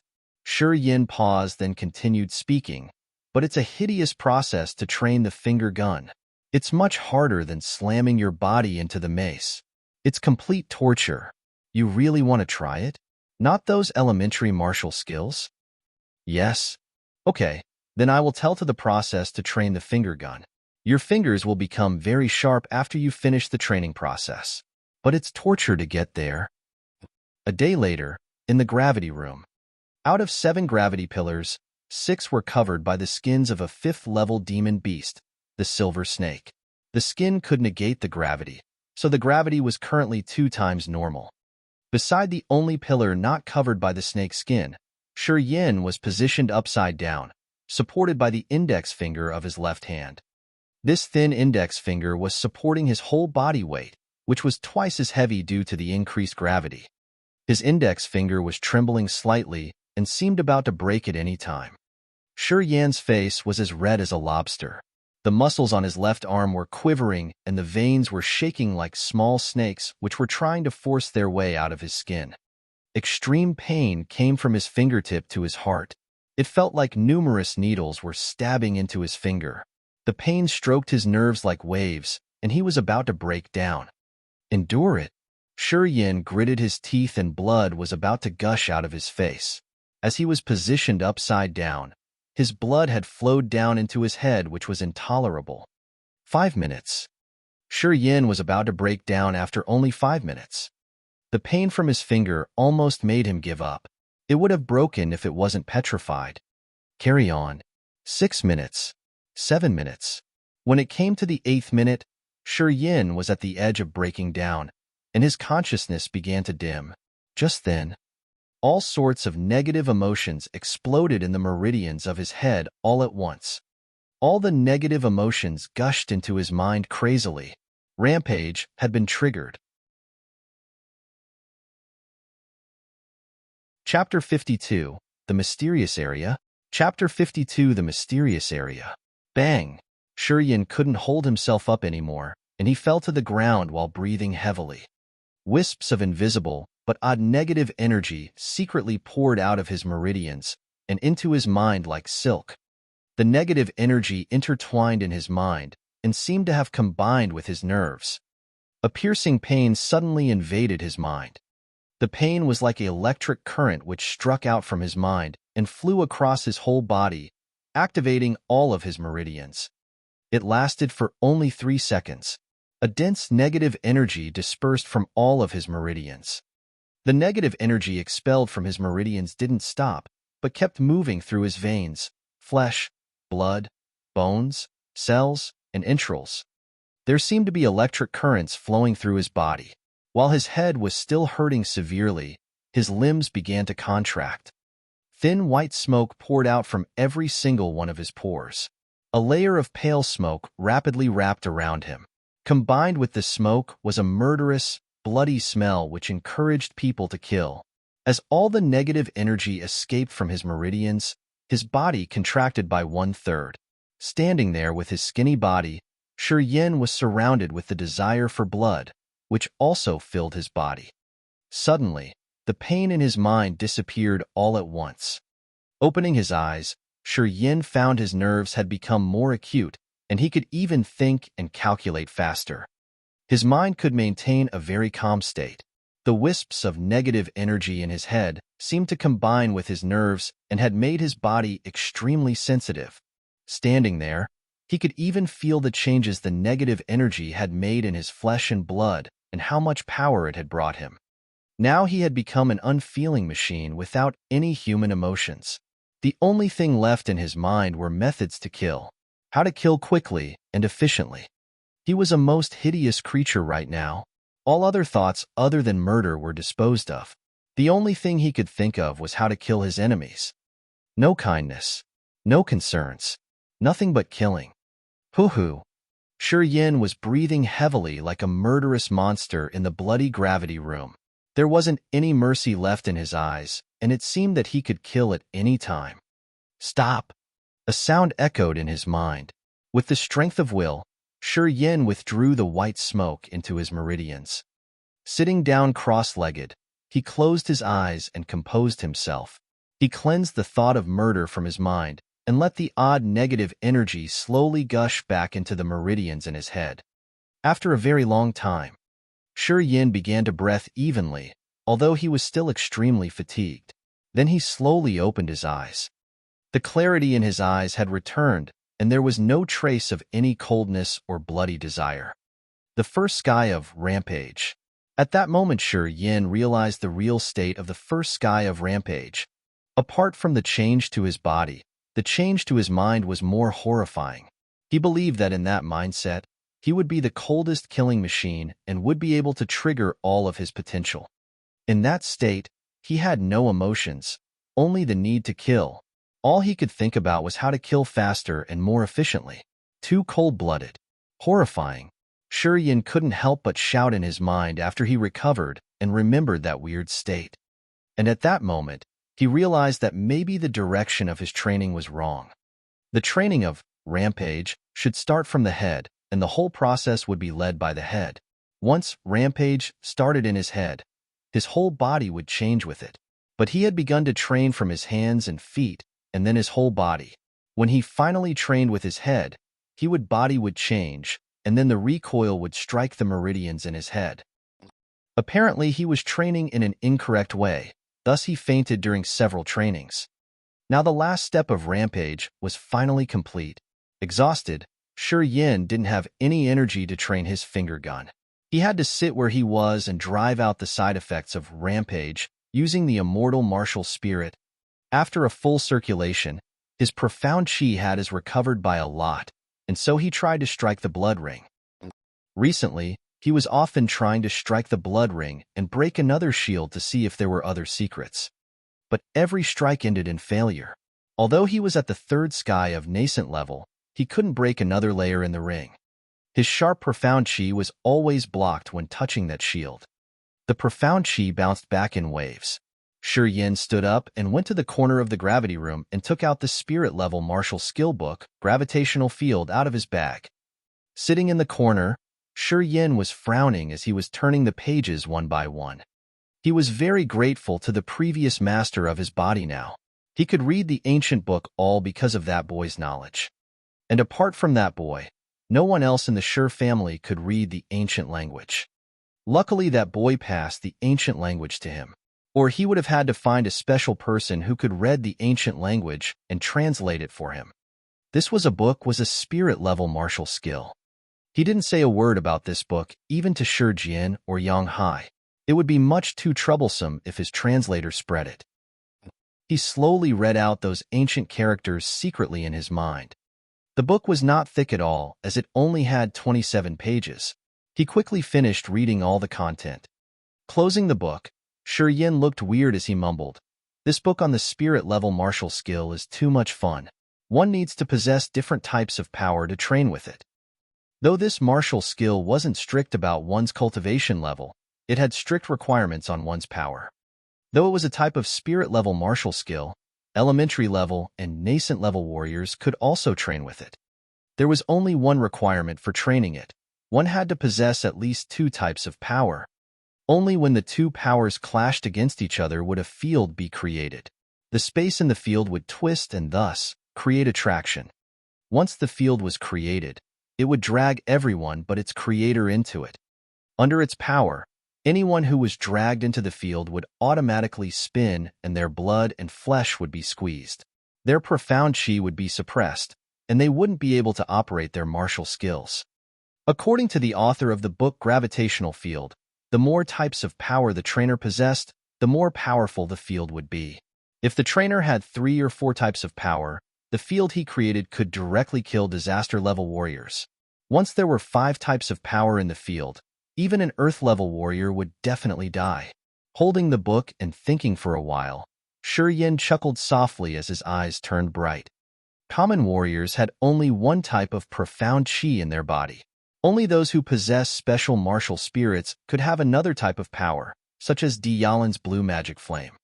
Apparently, most warriors couldn't train with this magical spirit-level martial skill, because it was rare for people to possess 2 or 3 types of powers in their body. Luckily, Shi Yin was among the minority. The negative energy from his meridians was very different from profound qi. He could train with it directly. Chapter 53. Visitors from the Zuo Family. Chapter 53. Visitors from the Zuo Family. ED note. The notation for martial skills has been changed from single quotes to square brackets. The previous chapters will be updated to reflect this. In the gravity room, Shi Yin leaned against the gravity pillar, standing upside down while balanced on the middle finger of his left hand, all of his veins popping out. A quarter of an hour later, he switched to his ring finger. Every 15 minutes, he would shift to the next finger and repeat the process all over again. After one complete cycle, Shi Yin sat on the green stone ground covered in sweat. He stretched out his left hand and released some of the negative energy from the meridians in his arm. Wisps of white smoke sprawled over his arm and stealthily flew in front of him according to his will. Profound qi was being operated in his fingers. Then it quivered and was injected into the white smoke which was floating in front of Shi Yin. The profound qi then wriggled like a snake in the white smoke. The white smoke and the profound qi slowly combined, forming into one after some small swirls, in which a magical attraction suddenly erupted. As the attraction occurred, that space seemed to collapse and contract at once. The nearby air was sucked in and the surrounding space seemed to decrease sharply, feeling rather heavy. His eyes shining brightly, Shi Yin focused on the small field and tried to feel the magical power, injecting more profound qi into it. Strangely, the field didn't get any stronger. On the contrary, the magical power in it became weaker. Shi Yin was stunned and confused. After pondering for a long time, he seemed to figure out the trick. He stopped injecting profound qi and pushed some of the negative white smoke surrounding his arm into the field. The field, which was previously getting weaker, suddenly began to strengthen as soon as the white smoke was added. Gazing at the field for 10 seconds, Shi Yin was thinking on the details. Eventually, he withdrew the 2 types of power out of the field. The field disappeared at once. Through this training, he drew the conclusion that in order to strengthen the field, the 2 types of power should be balanced. Only by doing this could the field remain powerful. If one of the powers surpassed the other one, it wouldn't strengthen the field, but break the balance and decrease its power. There needed to be an accurate balance between the 2 powers, or the power of the field could not be released to the fullest extent. During these days, Shi Yin devoted himself to his 2 martial skills, and, apart from having 3 meals a day, he spent almost all of his time on his training. After a month's torment, Shi Yin had made significant progress in the. Now he could stand on each of his fingers for 15 minutes. His 10 fingers became harder and harder, and would even make the sound of metal when struck after petrification. Every time he finished training he would delve into the spirit-level martial skill book. He didn't exhaust his negative energy in his meridians every time he trained. Instead, he just released a little part of it from his arms and combined it with his profound qi to explore the effects of. Though the field he formed was small, it had the same mechanism as the big ones. After endless repeated use, he gained a deeper understanding about and knew more about it after a period of time. The deeper he probed the skill, the more profound he found this spirit-level martial skill to be. There were many more truths hidden in it. While training in this spirit-level martial skill, Shi Yin was also in the process of trying to understand the truth of this universe. Sitting there upright, covered in perspiration, Shi Yin sank deep into thought. Creak. The door of the gravity room opened, as Han Zhong walked in and yelled, "Brother Yin, the family head has asked for you to come to the living room." Living room? Shi Yin glanced at him and frowned. Didn't he forbid me from leaving the gravity room? Are there important visitors? Zuo came with that little girl Zuo. Han Zhong explained while standing at the door. Zuo just brought Zuo back from her teacher, Qi Xiao, in the Cloud Mountain. So they came to visit us on the way and discuss the martial competition with the family head. The Zuo family was one of the 5 big families in the Merchant Union and was quite close to the Shi family. The Zuo family possessed the shadow martial spirit. During fights, there would be clones beside them. Many skilled Zuo family warriors could even create 7 or 8 clones during a fight. These clones could move and make different actions in order to confuse the enemy. As the Zuo family members possessed the shadow martial spirit, they would be in a beneficial position from the very beginning. The opponents would mistakenly attack the clones, so the Zuo warriors could kill them easily. The shadow martial spirit was not only beneficial for fights, but also made a big difference when one needed to escape. Once the Zuo warriors were threatened, they would create several clones of themselves and run in different directions. If they had only one enemy, that person could only choose one direction to chase them in. After he caught up, he would find out that it was just a clone, and their real body had already ran off somewhere else. If the real body was chased, they could create more clones and make the enemy guess again. One would break down if he came across as a family warrior and had to find the real body to chase. Okay, got it. Shi nodded and casually picked up a green warrior uniform from the ground and put it on. He strode out of the gravity room. Let's go. Brother Yin. Aren't you going to take a shower first?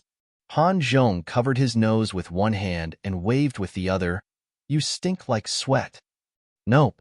I will be back soon anyway. You don't want to leave a good impression on Zuo? Han Zhong looked weird. Zuo is well known for her talent in the Merchant Union. Tian Xiao, Tian Luo, and some other young masters are all around her these days. Aren't you going to try and impress her? Zuo. Shi Yin was stunned when a bright flash crossed his mind. Unexpectedly, he felt a slight sorrow in his heart, and he shook his head. Well, there is something between this girl and me. Exactly. Han Zhong smirked. You were born on the same day. What a coincidence. So your grandpa and Zuo nearly got you two engaged. But on the 3rd day after her birth, she turned out to possess the shadow martial spirit, while you didn't. Then no one brought your engagement up, when the two sides both chose to be silent about it.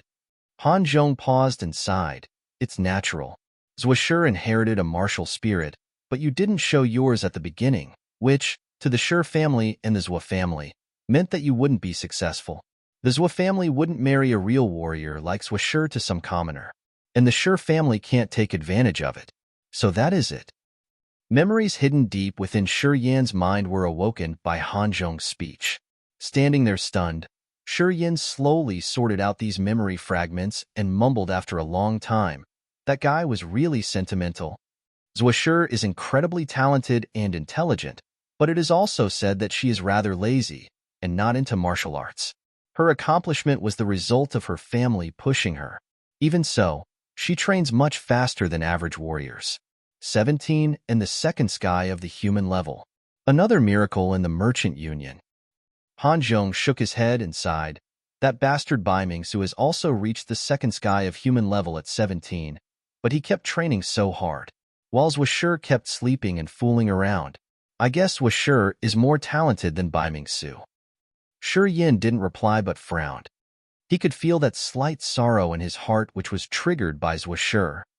As he focused on the memory, Shi Yin realized that the previous master of his body was deeply in love with Zuo, while she never felt anything for him. Zuo was very lazy. She didn't like hard training, but was into art, nature, tea ceremony, astrology, and so on. Her hobbies varied. Though she didn't train hard, she could easily break the levels and managed to reach the 2nd sky of human level with the help of her incredible talent. Apart from her incredible talent, she also had an extraordinarily delicate face. The previous master of this body fell for Zuo at the first sight, but he wasn't good with words and knew he was at a disadvantage, so he never expressed his admiration for her.